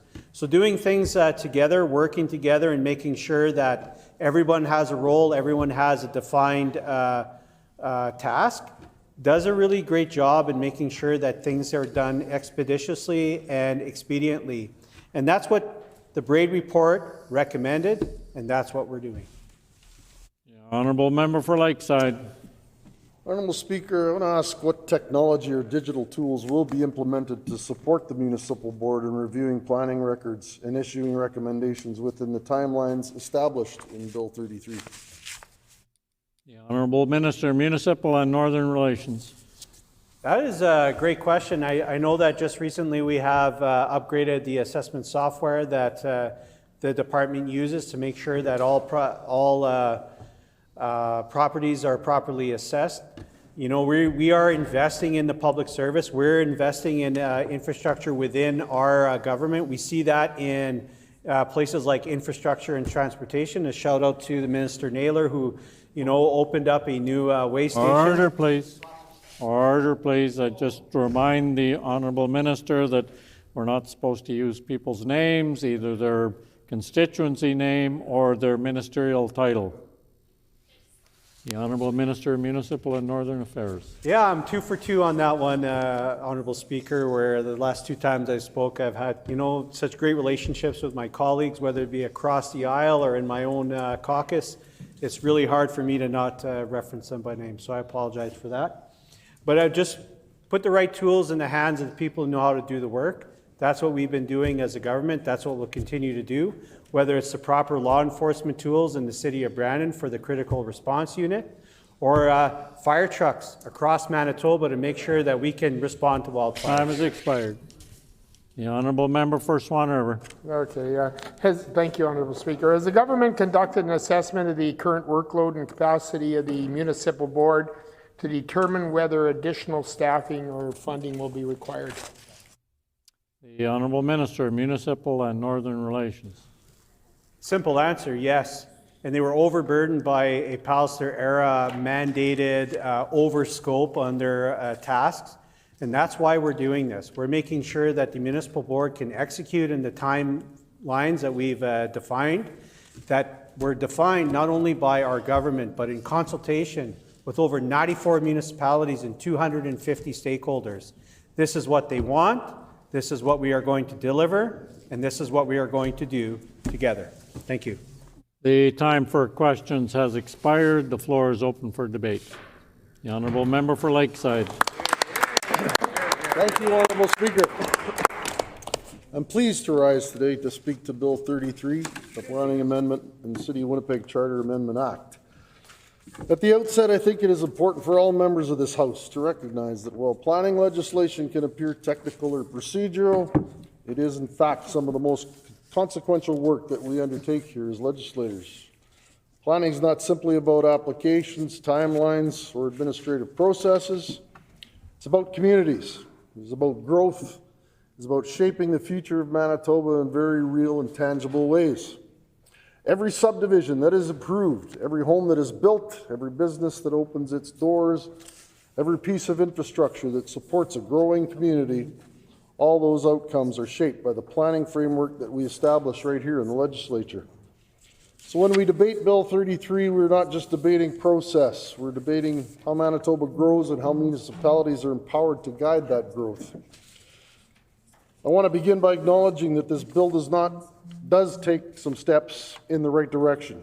It reflects, at least in part, the feedback that has been provided by stakeholders across Manitoba, and it attempts to address concerns around delays, predictability, and clarity in the planning process. Those are valid concerns, and they have been raised consistently by municipalities, developers, and community stakeholders. However, it is equally important to recognize that Bill 33 does not fully respond to the scope of issues that have been identified through the Braid review of Manitoba's planning framework. That report was not simply a collection of minor procedural suggestions, it was a comprehensive examination of how the system is functioning in practice. The Braid report makes it clear that Manitoba's planning framework is fundamentally sound, the principles are strong, the legislative foundation is appropriate, and the overall direction is correct. But it also makes clear that implementation has been uneven and that significant challenges exist in terms of capacity, coordination, and resources. That distinction is critical, Honourable Speaker, because what it tells us is that the issue is not simply what is written in legislation, but how that legislation is carried out in practice. Bill 33 focuses heavily on timelines and procedural adjustments. It seeks to create more defined timelines for decisions and to streamline certain aspects of the municipal board's role. On the surface, that may appear to be a reasonable response to concerns about delays. But timelines alone do not create efficiency. Timelines without adequate resources can create pressure, and pressure can lead to rushed decisions, increased risk, and unintended consequences. This brings me to what I believe is one of the most important questions that must be asked in relation to this bill. What capacity exists within the municipal board to meet these new expectations? The bill places additional responsibilities on the board. It expects faster reviews, more defined timelines, and in some cases a shift towards record-based decisions rather than full hearings. These are significant changes. They represent not just the procedural adjustments, but an increased workload and a higher level of expectation. So I'd ask the Minister directly, what did the KPMG report say about the capacity of the municipal board? What did it say about staffing levels, workload pressures, and the board's ability to meet tighter timelines? And perhaps most importantly, what steps is the government taking to ensure that the board has the resources it needs to fulfill these new responsibilities? Because if we're asking more of an institution, we must also provide more support. That means additional staffing, additional funding, and the tools necessary to manage increased demands. Without those supports, timelines become unrealistic expectations rather than achievable goals. Honourable Speaker, I want to turn now to municipalities themselves because they are at the centre of this entire discussion. Municipalities are where planning happens in practice. They're where applications are reviewed, where public hearings are held, and where decisions are made that shape communities for years and even decades to come. The work of municipal councils, reeves, mayors, CAOs, and municipal staff is critical to the success of our planning system. And it's not easy work. It requires balancing competing interests, interpreting complex legislation, and making decisions that can have long-lasting impact on a community's development. It requires time, expertise, and resources. The Braid report makes it clear that many municipalities, particularly smaller and rural ones, are operating with limited capacity. They do not always have access to the planning expertise, administrative support, or technical resources that the system assumes. Yet at the same time, we continue to add expectations. We continue to ask municipalities to meet tighter timelines, to produce more documentation, to navigate increasingly complex processes. There is a fundamental disconnect there. We are asking more, but we are not necessarily providing more. I often think about municipalities in practical terms. The small business is asked to increase its output, improve its timelines, and expand its services. It cannot do so without additional resources. It needs more staff, better tools, and greater capacity. The same principle applies to municipalities. If we want municipalities to grow, if we want them to support development, if we want them to plan effectively for the future, then we must ensure that they have the resources to do so. That includes funding, training, and access to expertise. Without that support, we're not strengthening municipalities, we're stretching them. Honourable Speaker, I also want to take a moment to recognize the role of the Association of Manitoba Municipalities in this process. AMM and its members have been actively engaged in the Braid Review, providing valuable input and sharing their experiences. That engagement is critical because it ensures that policy decisions are informed by those who are directly affected by them. I want to thank AMM, as well as many municipal leaders and staff who contributed to the process. Their willingness to participate, to provide feedback, and to highlight both strengths and weaknesses in the system is what allows us to improve. Because effective policy is not developed in isolation. It is developed through consultation, collaboration, and a willingness to listen. Honourable Speaker, it is also important to recognize what this bill does not do. While it addresses certain procedural aspects of the planning system, it does not address many of the broader recommendations contained in the Braid report. It does not fully address issues related to capacity building, digital planning systems, or interdepartmental coordination. These are not minor issues. They are central to the effective functioning of the planning system. This bill represents a step forward, but it is not a comprehensive solution. And we must be clear about that. Because Manitobans, and particularly municipalities, deserve more than incremental change. They deserve a planning system that works efficiently, transparently, and consistently. They deserve a system that is supported by adequate resources and reflects the realities of how planning occurs on the ground. Honourable Speaker, there is a broader principle at play here, and that is the principle of continuous improvement.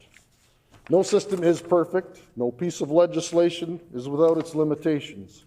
But what matters is that we are willing to learn, to adapt, and to improve over time.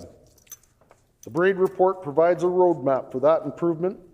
It identifies challenges, it proposes solutions, and outlines a path forward. The question now is whether we will follow that path. Bill 33 takes a step in that direction, but it leaves many important issues unaddressed. It is therefore essential that this bill be viewed not as a final solution, but as part of an ongoing process of reform. As this bill proceeds to committee, it will be important to hear from stakeholders, to gather additional input, and to consider whether further amendments or future initiatives are necessary to fully address the challenges that have been identified. Because planning is not just about process, it is about outcomes. It is about creating communities where people want to live, work, and invest. It's about ensuring that Manitoba remains competitive, attractive, capable of supporting growth.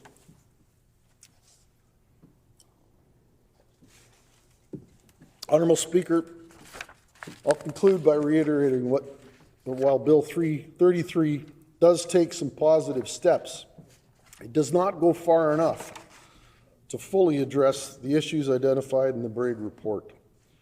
There are significant questions that remain, particularly regarding capacity, resources, and the implementation. If we're serious about improving Manitoba's planning system, we must go beyond timelines and procedural changes. We must invest in the institutions and the people who are responsible for making that system work. We must support municipalities. We must strengthen the municipal board. And we must ensure that the system we create is not only well designed on paper, but effective in practice. Because at the end of the day, planning is about the future of our province, and it is our responsibility to ensure that we are building a system that allows that future to be as strong, as resilient, and as prosperous as possible. Honourable Speaker, if I may, I'd like to take a few further moments to expand on an issue that I believe is increasingly important in the context of municipal planning, and that is the growing need to actively confront and correct misinformation, and to encourage Manitobans to take a sober, thoughtful look at the facts before forming conclusions. Planning decisions do not happen in isolation. They happen in communities, in public forums, and in conversations around council tables, community halls, and increasingly now online. In those spaces, information moves quickly, but not always accurately. We have all seen situations where a proposal is brought forward, and within a short period of time, a narrative begins to form. Sometimes that narrative is grounded in fact, but other times it is shaped by incomplete information, misunderstanding, or in some cases, deliberate misrepresentation of what is actually being proposed. That is where the challenge begins. Once misinformation takes hold, it can be very difficult to unwind. It spreads quickly, creates concern, and can harden positions before the full picture is even understood. That is not good for communities, and it is not good for planning. Planning at its core should be a rational and balanced process. It should be based on evidence, on facts, and on a clear understanding of both the opportunities and the trade-offs involved in any given decision. When misinformation enters the equation, that balance is disrupted, decisions become more difficult, conversations become more polarized, and the ability to find reasonable, workable solutions becomes more limited. This is not about shutting down debate. Healthy debate is essential. Communities should have the opportunity to ask questions, to raise concerns, and to engage in the planning process. But that engagement must be grounded in accurate information, must be grounded in a clear understanding of what is actually being proposed, what the rules are, and what the implications truly are. That is why there is a responsibility, not just on municipalities, but on all of us, to ensure that information is communicated clearly and accurately. It is also why there is a responsibility on individuals to take a moment to pause and to take what I would call a sober second look at the facts. That means asking simple but important questions. What is actually being proposed? What does the legislation actually say? What are the real impacts, not just the perceived ones? Too often decisions are shaped by first impressions, by headlines, or by YouTube and TikTok. Well, that is understandable in a fast-moving world. It is not the best way to approach decisions that have long-term consequences for our communities. Taking that second look means stepping back and reviewing the facts. It means listening to different perspectives. It means recognizing that complex issues rarely have simple answers. Ultimately, it means making an informed decision based on a full and accurate understanding of the situation. That is what responsible planning requires, and that is what strong communities deserve. Good planning decisions are not made in haste. They are made on the basis of incomplete information. They're not made on incomplete information. They're made through careful consideration, through open dialogue, through a shared commitment to doing what is best for our communities. That, Honourable Speaker, requires clarity, requires honesty, and it requires all of us to take that sober second look. I want to thank you, Honourable Speaker, for the opportunity to get up and speak on this bill today.